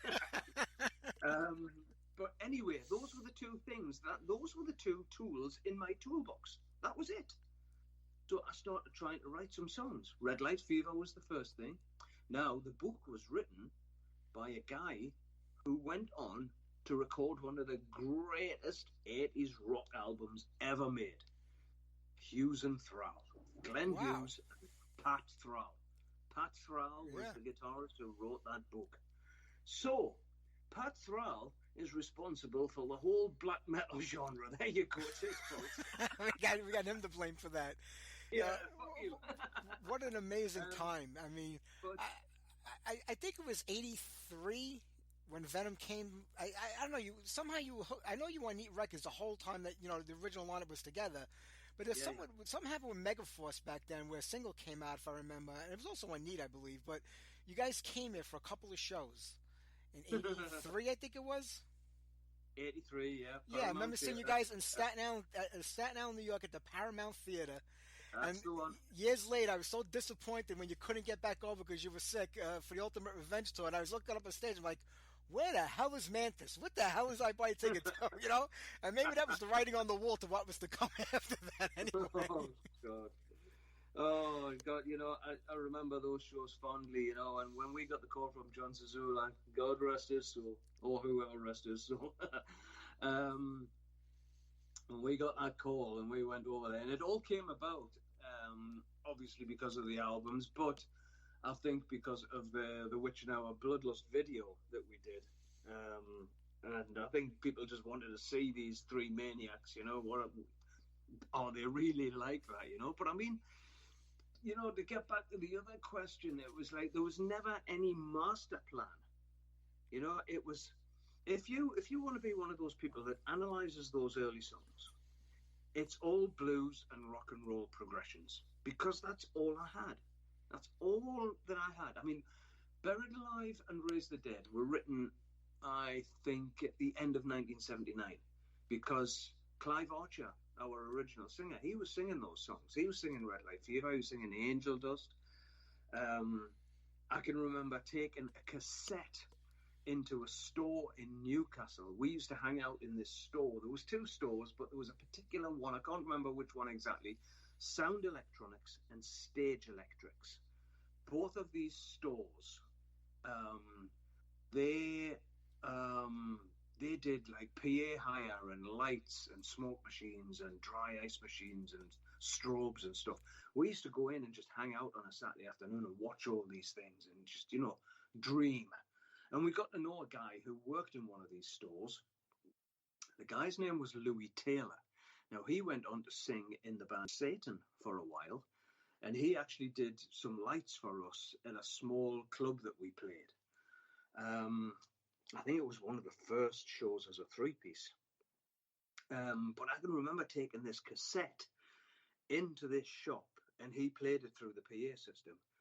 And it was me acoustically riffing into my dad's cassette recorder, you know, the old press play and record at the same time. Yeah. And the riff was Angel Dust. I mean, I can still vividly remember we used to rehearse on Newcastle Dockside. It was a rat-infested shithole. And I can remember going in one Sunday morning. We used to rehearse on a Sunday morning because we could rehearse on the Sunday morning, and then there was a great market on the Dockside, you know, when we finished rehearsing. So we would go out. There was always great bootleg stalls and all that kind of stuff. I got Kiss Destroys Anaheim there one day. But I can remember going in all excited this day and going, I've got a new song, and it was Witching Hour, you know? Things like Countess Bathory. I walked into Neat Records one day, I think it was during the recordings of Black Metal, and our manager's brother, Eric Cook, our manager, his brother Jed, he was a drummer. He was in Tyson Dog for a while. He was in Atomcraft with Tony for a while. And he was just sitting on Abaddon's drum kit, and he was playing this double bass drum pattern. It was like digga digga digga digga digga digga digga digga digga digga. And my Marshall was set up there, so you know we sort of exchanged hellos. He kept playing, and I just motioned to him to keep going. I plugged in my guitar, and I played down down digga digga down down digga down down digga digga digga down down, and Countess Bathory was born. Conrad came in, he went, oh, what's that, mate? And I was like, well, just a new riff, you know? And he had this idea about Elizabeth Bathory and Countess Dracula, so he wrote the first two verses, I wrote the last verse. You know, so the songs were born quickly. You know, the famous one, right? I did a thing on an American tour for a webzine, and it was a thing called playthisriff.com. And they wanted me to show black metal, the riffs to black metal. So I was like, yeah, okay, cool. So they brought the cameras down. We went into the venue. We had a little space set aside, set their lights up and everything. So I sat down with the guitar, and they said, before you play the riffs, could you tell us how you wrote the song? How did this song come about? Because it's a genre-defining song. It's, you know, it's been so influential, you know. It's created so much, black metal and all. And I said, well, do you want the true story or do you want me to embellish it and make something up which is really, interesting? They went, no, we want the true story. I was like, right, okay. So the true story is, when you get up in the morning and you have your first cup of coffee and then you need to go to the toilet, or some people take the newspaper or a magazine, you sit down, you do the business. This particular day, I took my guitar in. There you go. That's how black metal came around. That is the truth. That is the absolute truth. So you see, when people say about, oh, you created this sound, it's like we created fuck all because we were ignorant of studio techniques, of EQs, compressions, anything like that. We went in. I can remember going in with a copy Flying V, a Marshall JCM 800, one angled Marshall cab, which my father had financed for me, a horrible blue fuzz pedal that sounded like shit, turned everything up to 10, and we went for it. So whatever I wrote, I think it was when we three got together and absolutely butchered it. That became the sound. Now, Keith Nichol told me an interesting story. Keith Nichol was the engineer on Welcome to Hell and Black Metal, At War with Satan, He was there all the way through the whole thing. And I was in the studio by myself with Keith once, and he said that he was starting to get all these bands coming in to do demos. And Neat Records was doing a thing called the £50 demo. So you would pay £50, you would get a day in the studio, you would get your demo, and that was it, your cassette, that was it, off you go. So 50 quid, demo, that was it. So these bands would come in, he says, we're getting a lot of metal bands in. So as an engineer, I say to them, okay then, what is your sound? What are you looking for? Just to get something in the ballpark. And he says, 90% of these bands turn around and say, make us sound like Venom. And Keith's answer to that was, I can't. I don't know how to. Because those guys come in, plug in, turn up, and that's it. Whatever we capture is Venom. Now, if you go back through these, Welcome to Hell, Black Metal, War with Satan, Possessed, radically different sounds, right? Some may say a progression, I don't know. And song-wise, different as well. We would come out with a song like In League with Satan, Live Like an Angel, Bloodlust. Now, a little bit further down the line, where the fuck did Manitou come from? True. Seven Gates of Hell. I can remember taking Seven Gates of Hell into rehearsal. Seven Gates of Hell was my tip of the hat to Ronnie James Dio. I always envisaged Ronnie James Dio singing Seven Gates of Hell, because it was all his kind of lyrics. It was like in a dream or a nightmare, where love gives way to hate. All those contradictory lyrics, ride the wings of the locust, that sword and sorcery stuff. And that's another thing that people tend to forget, that there was never a song which preached to you about anything. You might have thought it did, and that is you taking your meaning from it. But lyrically, myself and Kronos, I think we were storytellers more than anything else. I think one of the greatest lyrics that Kronos ever did was Manitou.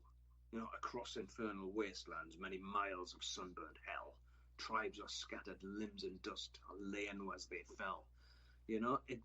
Magical lyrics, which just, you can't help but see that, when you hear those lyrics. And I think it was the same that, for me, when I wrote 1,000 Days in Sodom, Unholy City, the sinner's delight.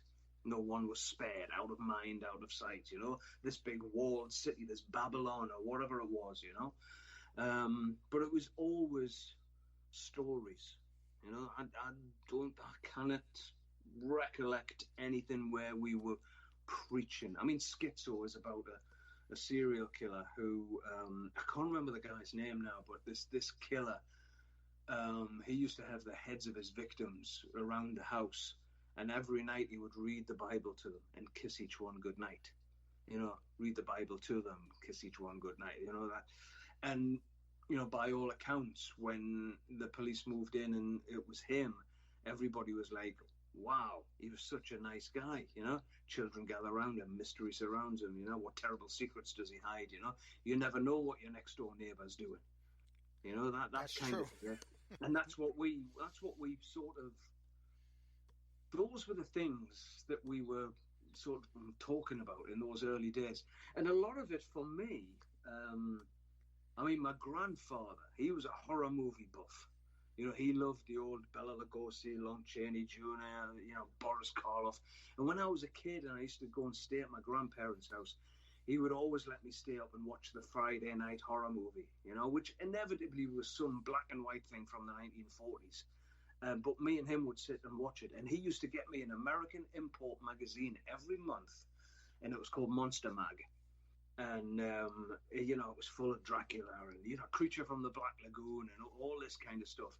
And then I got into the Aurora models where they did the movie monsters. Yeah. I had the whole set. I had everything, I was into all that kind of stuff, So my bedroom on a night time was all glowing monsters. Weird but happy, So that was my interest in it, And, in those early days, were we Satanists? Fuck off. No, we weren't. It was all... It was shock horror. If you ran away screaming from Venom, great. We fucking loved it. Yep. If you embraced it, even better. There was never a grey area in those early days. I never once heard anyone say, Venom, yeah, they're okay. It was either, yes, fucking Venom, or what a pile of shit. That's true. That's the way it was. But, after Possessed, I was disappointed a year or two later when you parted ways with the band. But in the same sense, you had the Mantas band you put together, and everybody was expecting it to be your version of Venom, and it was completely different, and I love that record to this day. I play it nonstop. It was not, I don't know how you feel about it or felt about it at the time, or maybe now 20, 30 something years later, but I didn't want to see you do what you did in Venom. I wanted to see you do something a little different. Your guitar tone is always going to be related to the sound we got from Venom, but I think you took that band to a completely different level. Yeah, when I did that Winds of Change thing, I had no intention of doing anything. My departure from Venom came around through a horrible incident which happened at the Lorelei Festival in Germany in 1985, and I actually stayed longer than I intended to. And then when I left, I just received a call one day from Dave Woods, and he was like, "What are you doing?" I was like, "Nothing. No, I'm fucking." By this time, I had got a job. I was working in the operating theatres of a hospital. So, I was up to my eyes in blood and guts and stuff like that, So, which I wouldn't change for the world. I had 2.5 amazing years there. I met some amazing people and gained a massive appreciation for what doctors and nurses do. But, I went down to see Dave and he was like, what about doing a solo album? I was like, I don't know about that. I says, I'll think about it. But anyway, cut long story short, I did it. We did a video for it. We got MTV rotation. We went down to MTV. We were interviewed. We did the Tommy Vance show, the Radio 1 Rock Show sessions. It was very well received.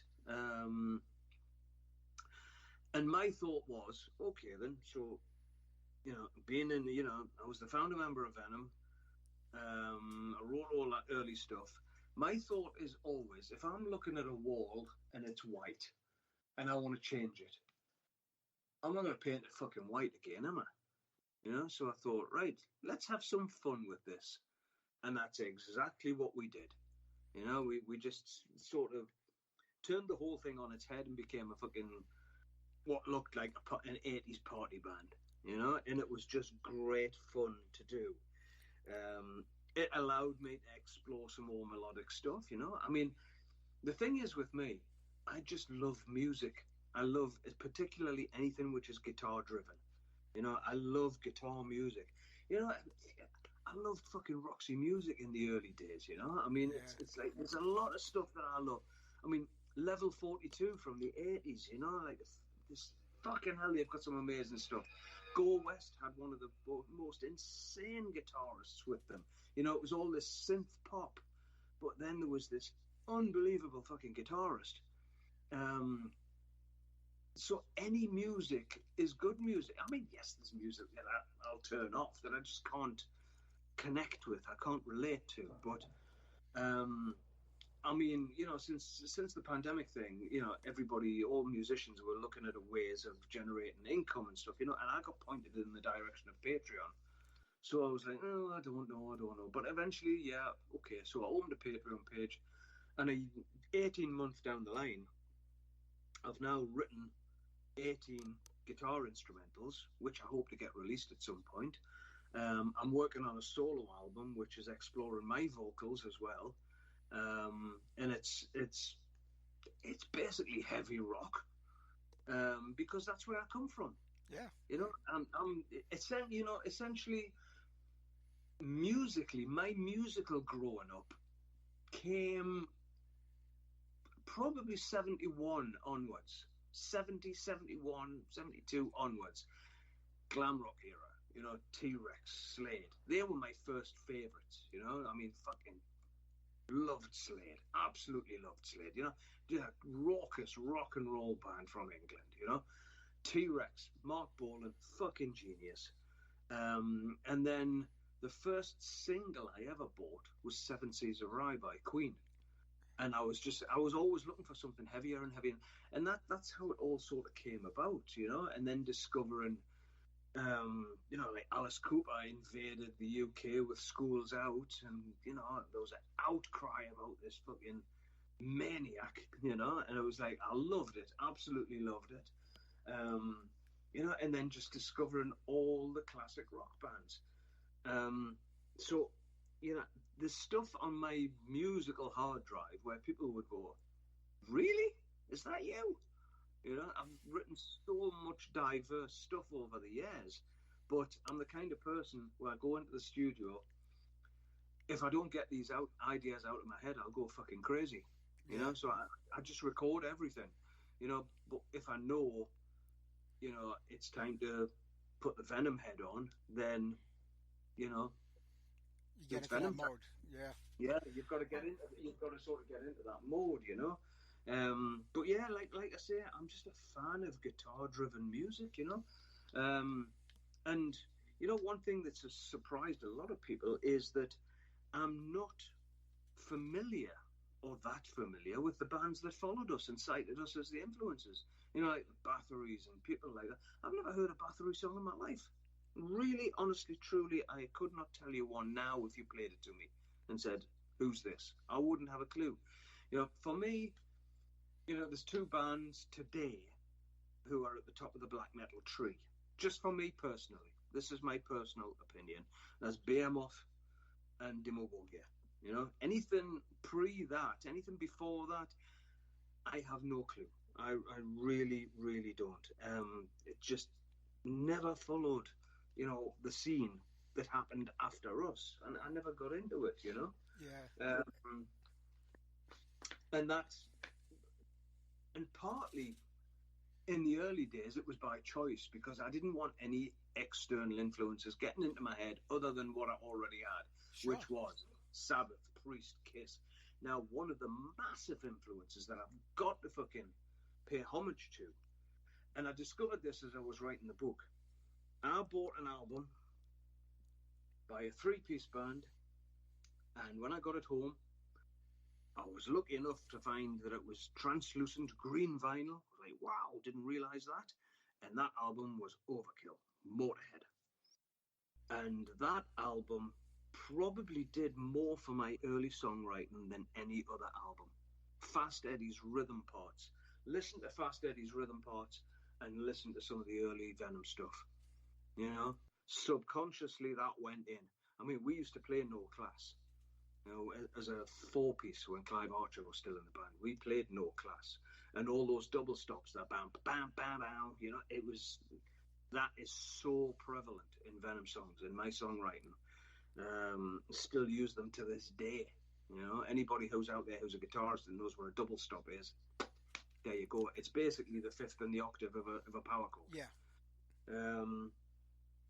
And that album had a massive influence, I mean, Priest was huge, obviously. I mean, the iconic moment I've always said was 1979, Killing Machine tour. Judas Priest, Newcastle City Hall. I believe it was a Thursday evening, May the 28th. And as I'm looking at the stage, my left-hand side, as I'm looking at it, this blonde guitarist ran on with a flying V, fucking covered in leather, and I just went, oh, fuck. I want to do that. It is amazing. And, when you think about it, people always say, like, Los Angeles in the mid-'80s, that's where, like, hair metal was born and the scene exploded. But Newcastle in the late 70s, going into the early 80s, I mean, the bands that came from that area, I mean, besides yourself, Raven, Avenger, there were, like, tons and tons of bands that came out of that area. It was almost like the whole Neat catalog when you think about the early days of Neat Records. I mean, it had to be an amazing area to play in and come up in, like, because the scene was really new back then, and wasn't a lot of what was going on anywhere, and it seemed like it was all concentrated right in the Newcastle area.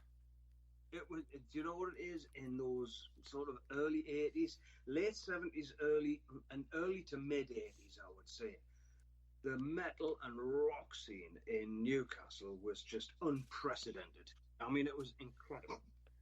We had an iconic club there called the Mayfair. It held about 2,000 people, and we had Newcastle City Hall, which held about 2,500. Now, I can vividly remember, you'd be at Newcastle City Hall on a Friday night seeing a band, and then Saturday night you'd be at the rock club, the Mayfair Rock Club, possibly seeing another band, or if not, it was just the rock disco that went on till 2 in the morning. Now, at the Mayfair Rock Club, which now it's a fucking travesty. They've created a fucking cinema. I mean, Newcastle Mayfair Rock Club was an underground club, so you actually went in at street level, then they went down 2 flights of stairs, and it opened up into this majestic club. It was unbelievable, absolutely unbelievable. Now, I saw AC/DC there with Bon Scott. I saw fucking Judas Priest there, supported by the original lineup of Iron Maiden. I saw Bon Jovi there. And I walked in one night, there was a 3-piece band playing. I didn't know who the fucking hell it was until I heard it was the Eric Bell Trio. Yeah. There was so many bands played. Every new wave of heavy metal band played there. My favourite of that era was Samson. I loved Samson with Bruce Dickinson. Yeah. I mean, that fucking first album, Head On. Come on. You've got a guy on the front of the cover with a gimp mask and a fucking axe. I'm having some of that. It's like, fucking hell, I don't know what the band sounds like, but that looks fucking cool. Yeah. Fucking great. But yeah, so many bands there. I mean, and at Newcastle City, I saw Rory Gallagher at Newcastle City Hall. The first band I ever saw at Newcastle City Hall in 1978 was Blue Oyster Cult. And we would go to see anybody who had a guitar. Anybody, any band that had a guitar. It was like we were there. It was like always there. They were just great hangout places. And then there was another place in Newcastle all the rock and metal kids went to. It was called the Handyside Arcade. And there was a place in there called the Card Bar where you would get your rock and metal memorabilia, posters, badges. Oh, it was incredible. There was music stores in there. There was fucking like these sort of hippies, sort of patchouli. The place stunk of fucking patchouli. Everything stunk of patchouli in those days. Oh, it was fucking glorious. Do you know what it is? Here's a true story for you. Here's a scoop for you, right? When I was writing the stuff for There's Only Black, right? I've got a bottle of patchouli. And before I started writing every day, I would sprinkle it on the floor. Bring back memories. Bring back memories. Yeah. What a great movie. It's things like that, and that's why I love music so much, because every time I hear Jump by Van Halen, I'm on the Autobahn in Germany, traveling to a fucking show in a car. That was the first time I heard that song. Every single time I hear that song, I'm back in that fucking car. And music can evoke all those fucking memories. It brings everything back, And like I say, you would go into the Handyside Arcade was the first place we ever fly posted for a Venom show. We made these little fucking A4 posters, and we went in there and we just stuck them to everything we could stick them to, Yeah. It was a great scene, and it was all concentrated in one area as well, because just up from the Mayfair was that shop that I talked about, that Stage Electrics, where we used to go and stare at the smoke machines. And there was a huge department store called The Cooperative, which was where I bought my first Kiss album, Hotter Than Hell, which I still have to this day. Further along from the Mayfair was the Percy Arms, where the first meeting took place between myself, Abaddon, and Clive Archer. Across the road was the Farmer's Rest, which was a rock bar. And next to the Farmer's Rest, across the road, was a music store called Paul Garvey, which is where I got my Flying V. Yeah. So, those areas... if you go onto my Facebook page, I've just been back to England to visit my daughter, and I do some live things where I'm walking around those areas. There's a lot of it being demolished now, but back then, you went into Newcastle on a Saturday afternoon, and it was just leather, denim, and hair everywhere. Yeah, it had to be fantastic. Jeff, when you think over the last 40 years of Venom, there's the classic and the original lineup of the three of you. There's the Prime Evil era, which I absolutely love. There's the reunion era. There's whatever Kronos has been doing the last 10 years with it. But it's Venom it's different Venoms to different people. I don't consider the Prime Evil era the classic era, and I don't consider the reunion era, the classic era or the Prime Evil era. There's all different. It means different things to different people. But one thing that's going on a lot today is you'll see a lot of bands that have fractured over the years, whether it's Saxon, you have, Saxon, you have Oliver Dawson Saxon, there's Venom Inc. There's a lot of members that are out there using the name. Do you think it dilutes the product or what it is, or is it just a different time and place we're in right now musically where it doesn't matter? Because the name Venom really goes back to you originally before anybody else, and there have been different members in and out of Venom over the years, whether it was you and Abaddon or just Kronos or somebody else. Does it really matter anymore who's doing what or who has the name? Obviously, the name is a big thing to anybody. But does it really matter anymore if it's Venom or Venom Inc. or if it's Saxon or Oliver Dawson Saxon or Great White or Jack Russell's Great White? Does it really matter anymore? I think as long as you're enjoying the music, what does the label matter? Yeah. One of my... Oh, come on. Judas Priest. Who's there? The original member who's still there, Ian Hill. That's it. That's it, basically. Even Rob Halford isn't an original member. He's not. Al Atkins was, yeah. Yeah. But, you've got Richie Faulkner there who's doing a fantastic job, yes. But I'm Team KK all the way, Andy Sneap, who I know, he's doing a great job. Fucking hell. Glenn's got Parkinson's now. You can't expect the guy to be doing that. Obviously Scott Travis has been there for a long time, but my Judas Priest is Les Binks, Ian Hill, KK Downing, Glenn Tipton, and Rob Halford. Yep. Mm-hmm. And that's my Judas Priest. I appreciate everything that they do. I appreciated fucking... The only thing I was a bit like, I don't know, was Nostradamus. It's got some great moments, but it wasn't there, yeah. Didn't do it for me. And the other thing that they did that they should never have done was the Hot Rockin' video. Yeah. Fucking nowhere.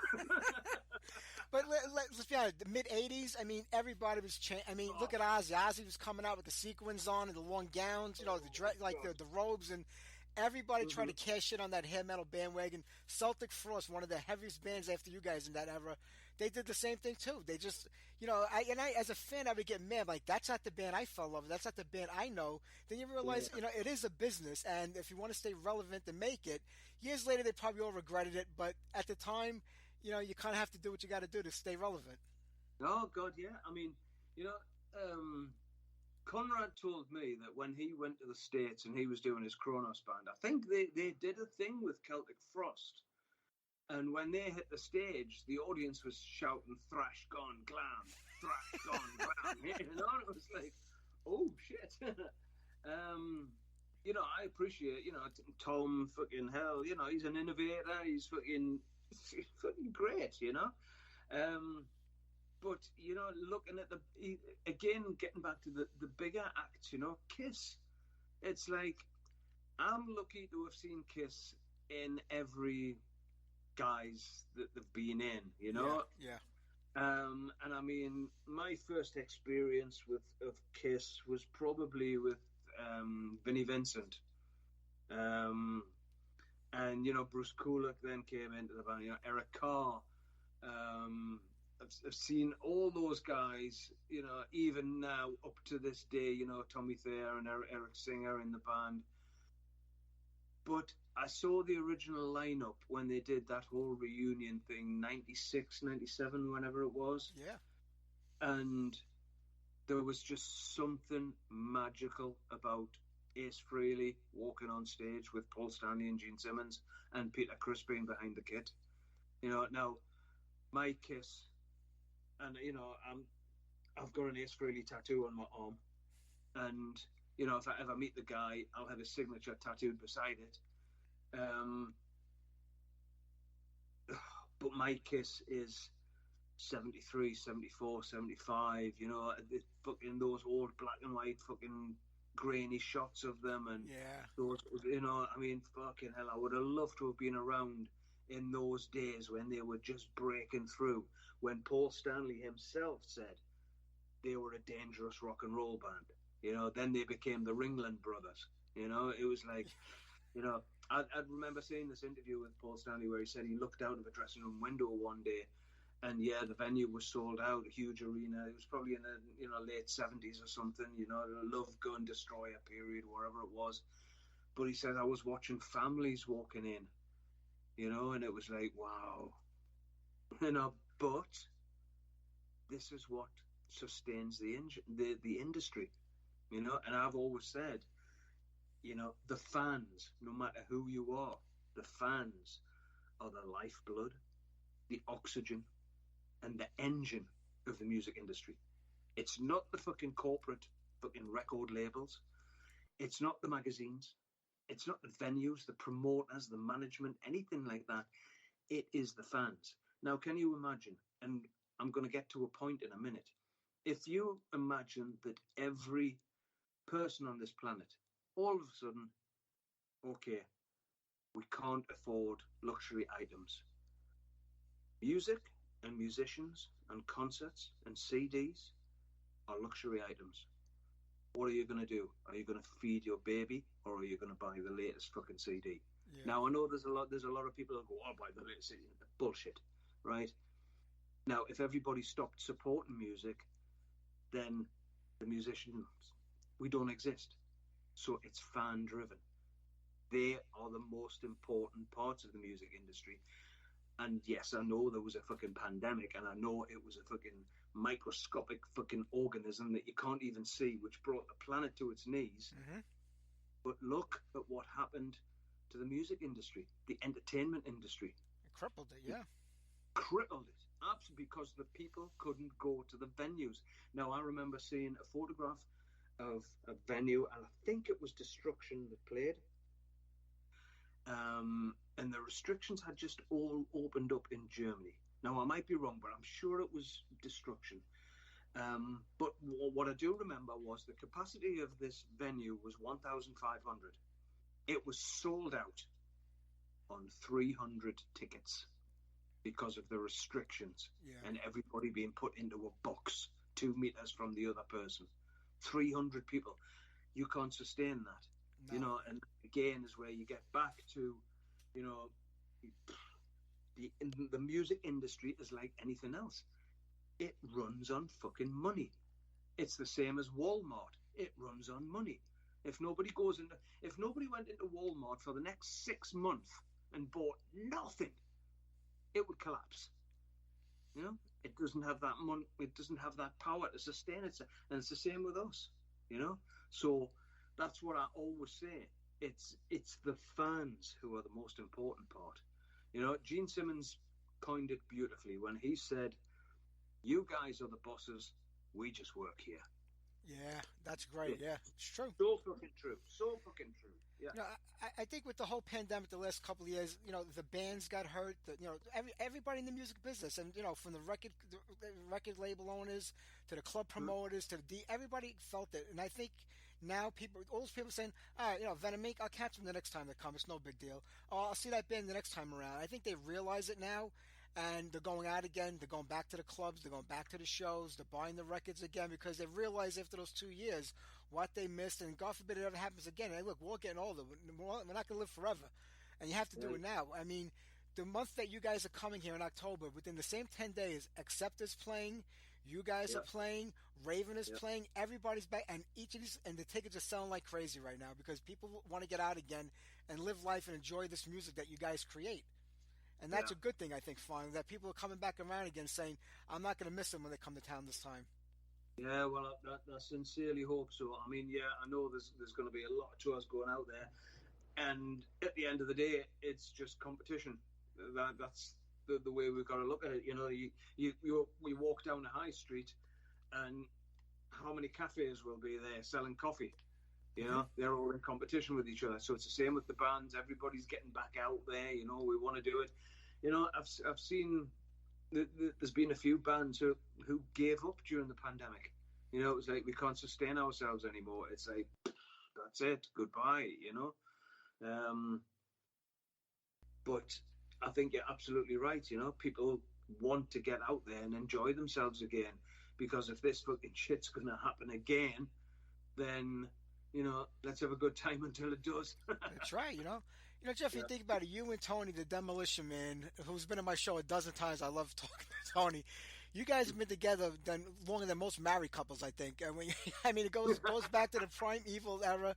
Was it when you did your second Mantas record that you guys kind of reconnected when Zero Tolerance came out? Because after that, it seems like everything started snowballing again with the two of you. Yeah.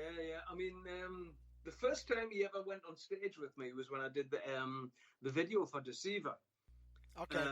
You know, from the Winds of Change album, because essentially there wasn't a band around at that point, you know. So I had said to Tony, says, "Oh, you don't fancy playing bass on a video, do you?" So, you know, he came down, glammed himself up and all that, you know. So, but the association goes even further back, you know, because, I mean, the girl that I'm with now, I'm saying girl, you know, we're both getting on, but the girl that I'm with now was the girl that I was with pre-Venom. You know, she was there. She was there at all those early Venom rehearsals. It was her best friend who introduced me to Conrad. Wow. You know, her best friend had a new boyfriend. We went round to her house just to sit and listen to some music and drink some beer. And I walked in, and this guy's sitting on the sofa. It was Kronos. And that's how we met, you know, through this girl. Now, where this girl lived was Wall's End. Again, the Neat Records connection. Directly across the road from her house was Tony Dolan's house. It's a small world. It's a very small world. And I mean, we got together in, when would that have been? 77? Mid 77? Yeah. So there's always been that association. But, you know, when the whole Venom thing took off, you know, we split up. You know, we were just teenagers, and, you know, the Venom thing was coming to a head, and we split up, and we didn't see each other for 32 years. And then one night, I get a message on Facebook, "Hey, stranger, how you doing?" Yeah. And that was 13 years ago. We've been together ever since.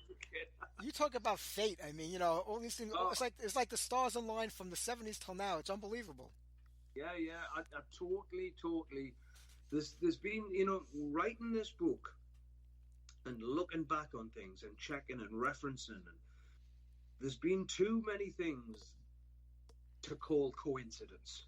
Yeah. You know, it's like things which have happened in 1 year, maybe 5 years later, something else is happened, which is related to that, or there's a name or a street or an area or a person, or, you know, and I'm a big believer in that life is cyclic.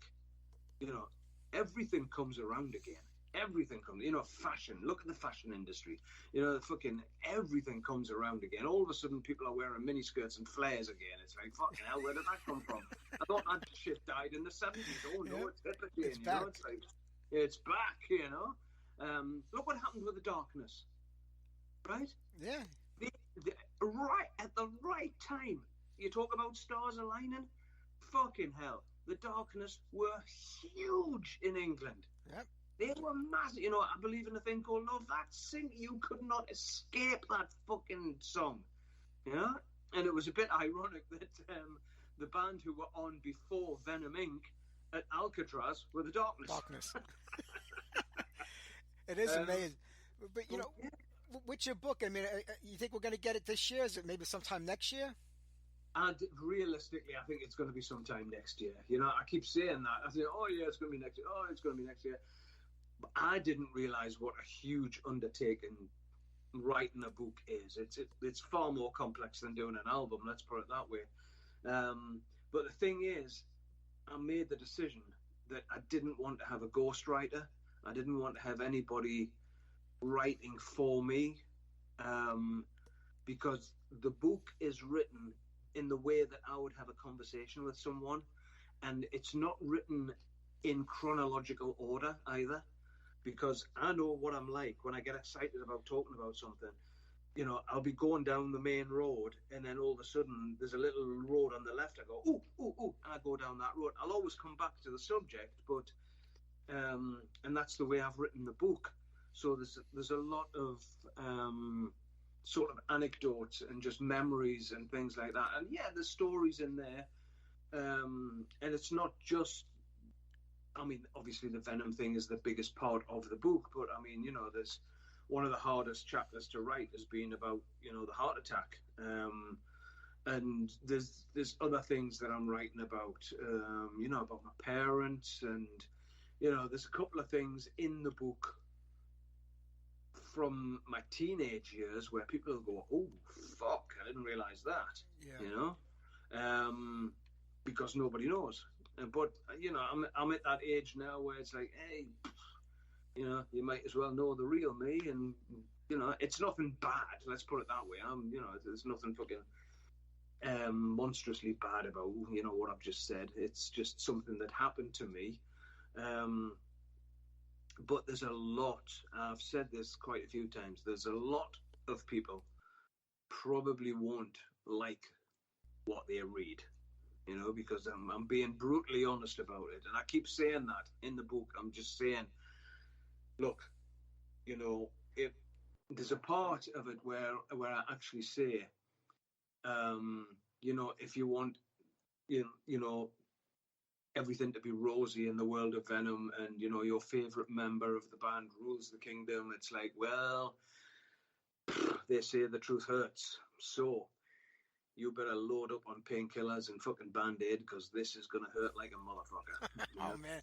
This is, yeah, but no, people like reading stuff like that, too. And like you said, if you're the favorite member, they're going to take your side and believe your story. If Cronus is the guy, you know, like if I asked you, Cronus, and Abaddon the same exact question, you know, I would get 3 different answers, because everybody either recollects it in a different way, or they forgot what happened in 1979. They remember it one way. So somewhere in between all of that is the truth. Was that the hardest part of putting your memories down on paper when you try to remember something 30 years ago? I remember it this way, but maybe, you know, it does get convoluted sometimes, because a lot's happened over the last 3 decades or 4 decades. Oh, yeah. But the one thing that I can say from myself personally is I remember everything with an absolutely clear head, because my drinking days, and I've never done drugs, but my drinking days ended just before Venom. You know, so you had a clear head, yeah. Yeah, I was clean and sober right away through that whole period, right away through the whole thing. And I've got a great reference as well in, you know, a guy who was there right away through in the early days. So anytime I'm trying to recollect something which I know happened, you know, he's a call away where I go, can you remember? And he's like, oh, yeah. You know, so we've spoke a lot. He was actually one of the crew. He was there with us right the way through the halcyon days, let's put it that way. And then obviously in the very early days, I've got my girlfriend to reference back, you know, say like, oh, can you remember what? Oh, yeah, you know, so, but, you know, I've read so much stuff, particularly obviously on the internet, you know, and certain biographies which have been written. Mainly happened after I sort of said, yeah, it's okay, you can use the name Venom, where certain people created an alternate reality, where I was just like, what the fuck planet did that happen on? You know, it was like, you know, I mean, I don't know if I've already said this, but there was one thing I read, and it was like, it was an interview, and I got sent this interview, and they went, oh, check this out, and 9 times out of 10 I don't. I'm like, yeah, okay, you know, so I got sent this interview, and it was like, yeah, well, I joined a Judas Priest tribute band in the early days, you know, and it was me that did all that. I was like, fucking Judas Priest tribute band? We used to play Green Manalishi, which isn't even a fucking Priest song. It's a Peter Green song, and we used to do a version of the Priest version. Yeah. And I tell you what, you know, we once tried to play the Ripper, and we couldn't have failed more if we had tried to play the Ripper on National Fail to Play the Ripper fucking day. You know?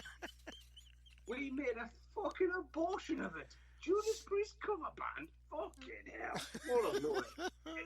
I suppose we were also a Kiss tribute band because we used to play God of Thunder, or a Motorhead tribute band because we used to play No Class. So it was like, fucking hell. We were a young band just trying to play some fucking songs that we dig, you know? Yeah, it was like, But, you know, some of the stuff I've read, I'm like, you know, it's like, it seemed, you know, it seems to be, I mean, God, it's difficult to say without, you know, and I even say this in the book, that there's parts of it where people will read and think, fucking hell, you are so bitter. And it's like, no, definitely fucking not. Sad, disappointed, angry, yes. Bitter, no. Because it's given each one of us our place, however low or high in the music industry, right? Whatever happened, this band has given us our place in the history books, right? True. So, with that in mind, you don't have to fucking constantly justify your position. It's like, you know, it's like you were invited along to a rehearsal. You walk into a rehearsal and the drummer turns around and goes, who the fuck's she? Who's she? Yeah. It's like, you know, and I'm like, fucking hell. There's so many things, you know, but like, you know, there will be the fans who go, no, I don't believe that. When that's fine, that is your fucking choice. But I state clearly that this is the way I remember it, or I was told it, you know, by people who were there and witnessed it at the time, you know. I'm still not putting in the real reason that I left the band. Yeah. That was a fucking disgusting incident. Absolutely. Well, what was that? You want to tell me? It was totally fucking unnecessary. Let's put it that way. Yeah. Well, it had to be pretty bad to make you leave a band at the height when things were just starting to take off. So obviously, it wasn't something you were happy about at all. Oh no, it wasn't. It was nothing to do with finance, musical differences, anything like that. Purely down to personality. Purely down to personality. Yeah. And I think most people can see that over the years and can kind of draw their own conclusions about, you know, what went on, how it was. And, you know, I think the book is going to open up a lot of people's eyes to what was going on back then also, and they'll realize it now, because I think people have seen Kronos over the last 10 years. Just honestly, just talking a lot of shit that isn't necessary to even talk about. I mean, you got your thing going on, you have your thing going on, and everybody's got something going on. There shouldn't be any reason for it anymore. I mean, not in this day and age. No, I mean, I think, to be perfectly honest, I think it's calmed down a little now. It's like, you know, when the Venom Inc. thing came around, right? And I mean, I'll go on record here now. And I mean, I've been on record before this to say I didn't want to do it. We got the call as Empire of Evil to do the Keep It True festival. And because Oliver, who runs that festival, had been at another thing in Newcastle called Brofest, and he had seen Atomcraft on stage, and I got up with Tony to play a couple of Atomcraft songs. Then there was a band from, I think they were from Canada, called Cauldron, and they did Die Hard, and they came backstage and asked me if I would go on and do Die Hard with them, so I did that. Yeah, great. Now, Abaddon was in the audience. I hadn't spoke to Abaddon for fucking 17 years, and I had no intention of speaking to him. We passed each other countless times in that venue. And from 1998 to 2015, he did absolutely nothing of any musical consequence whatsoever, and that is just pure, simple fact. He worked on a building site, he worked in a telephone call centre thing, he had something going with somebody and then it fell apart, something goes somebody else, but nothing fucking happened. And then in 2015, he got the call to go to Germany and get on stage with myself and Tony Dolan.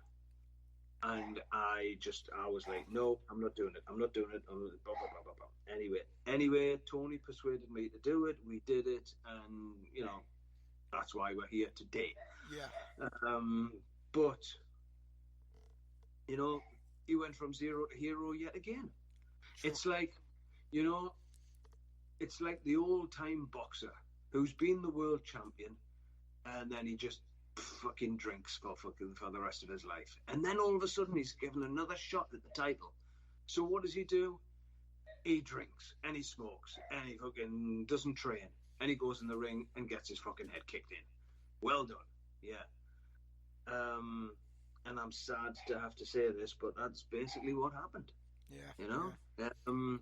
It just wasn't fucking working, But at the same time, as you say, when the Venom Inc. thing came around, it was like, yeah, we got fucking letters. You can't do this, you can't do this, you can't do this. So I replied twice. Personally, I replied. Nobody else did. I replied. And it was like, okay, then, we need the proof of this, blah, blah, blah, blah, blah, and then we shall engage lawyers, blah, blah, blah, blah, blah, yeah, and I was answering them. And then nothing. Absolutely nothing. So it's, when you said before about, there's two Venoms, there's two Saxons, there's two fucking Entombed, AD, fucking this, that, and the other. Yeah. There's bands who are fractured left, right, and centre. Even down to logos. How many times have you seen the Venom logo or the black metal head bastardized into something else? Many times. Like the famous thing, like the Beyonce T-shirt with the fucking Venom black metal head. The fucking the American Cats Protection League, I had a patch of it, which is a cat in the shape of the black metal head with meow across the top in the Venom logo. There's all kinds of stuff. There's vegan, welcome to health. There's all kinds of fucking things. It's like, right, okay then, go and chase all those fucking people as well.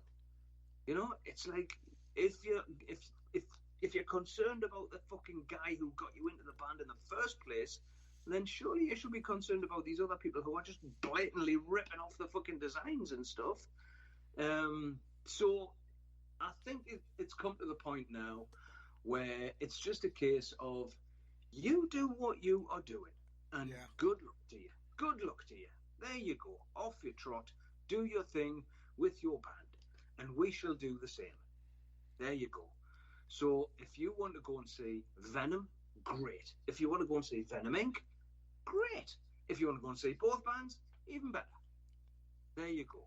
So we're all supporting each other, And then, obviously, I get asked the question, will there ever be a reunion? And I think it's sad that there won't. Because at the end of the day, we are now in the 40th anniversary of the album Black Metal. Yeah. And Venom Inc. are doing the anniversary shows. Now, when we do the Keep It True Festival this time, in October, we are recreating the Hammersmith Odeon stage set from 1984, and we're doing the Hammersmith Odeon stage set list, plus the entire Black Metal album. And we've already done that at Alcatraz and Bloodstock, and people have loved it. Absolutely loved it. And we are the ones who are getting asked to do it. That's right. And that, that to me, that says something. But at the end of the day, it would be nice to celebrate this band in some way, shape, or form, because all the way through this interview, through other interviews that I've been doing, people are going, you guys were just such a fucking influence. You kicked down so many doors, you opened so many doors, you fucking broke so many barriers.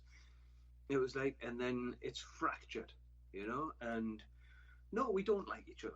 We don't, of course we don't. We don't like it. There's been too much water under that fucking bridge. Too many bridges have been burnt. But,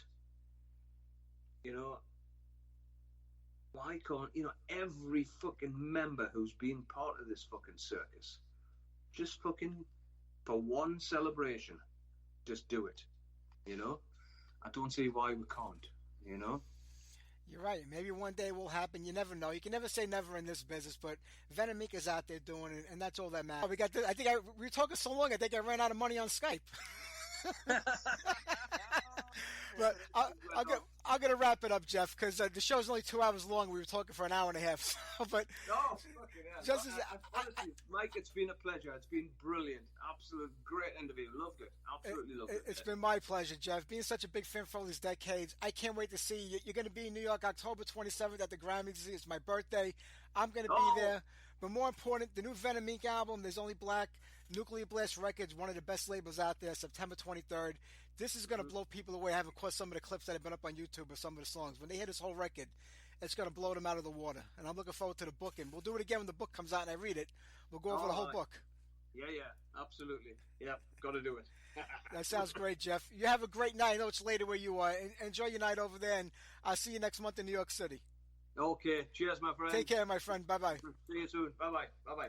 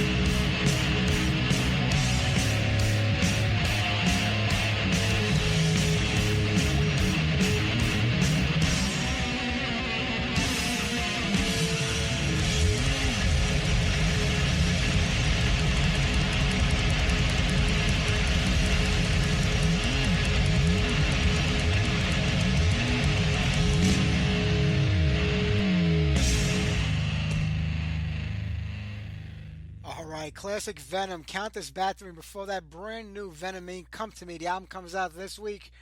That was a great interview with Jeff, really long. I think if we didn't get disconnected on Skype because I was running out of credit, we'd probably go on for another half hour or so. But it was great talking to Mantas, man. What a great guy. And I want to thank my guest, Keith Hancock and Pat Brown from Oblivion also. Thank you for celebrating my 14th year on air. I apologize to the people listening live that in the beginning, we got disconnected and we kind of lost that first half hour of the show. So unless you made an effort to log back in again and see a new link to log into, you probably missed the rest of the show. But I'm going to try to splice it all together and upload one brand new episode of everything we did tonight. So thank you. Thank all my guests tonight. Venom Inc., Oblivion. Next week, Rob Thorne from Sacred Oath. So don't forget to tune in as we wrap up our anniversary month. How about we do one more song? We close it out for good. My girl, Marianne, Black Lace, I Like the Rock. Take care, everybody. Thank you for supporting me and listening for the last 14 years, especially Iman and John, who are with me every week in the chat room. Thank you, guys. I appreciate it. Take care, everybody.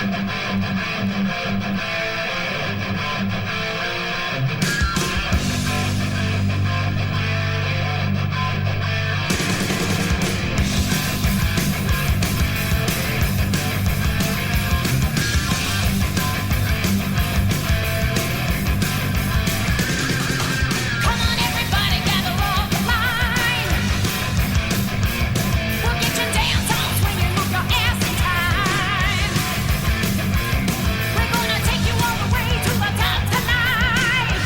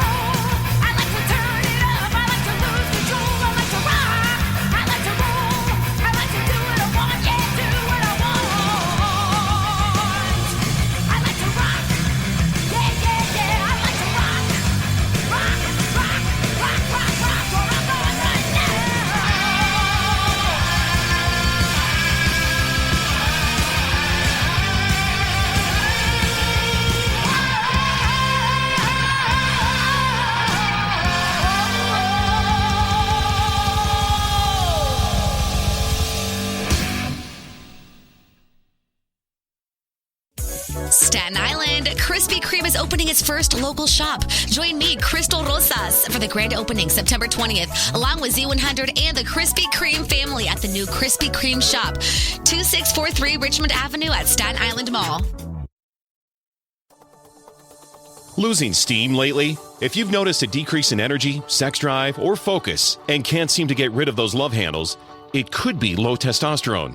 But with the right treatment, you can feel 20 years younger. Led by a board-certified urologist, the team at Mays Men's Health are experts in treating low T, erectile dysfunction, low sex drive, and male infertility. At Mays, they stay ahead of the curve when it comes to offering the latest and best treatment options, like shockwave therapy for ED. Plus, they're one of the only healthcare practices in the tri-state that performs no needle, no scalpel vasectomies. When you've lost your mojo, Mays Men's Health can help you find it. Don't trust your sexual health to anyone else. Visit maysmenshealth.com today to schedule your free phone consult and find out how Mays Men's Health can help you. That's MAZEMENS health.com. maysmenshealth.com.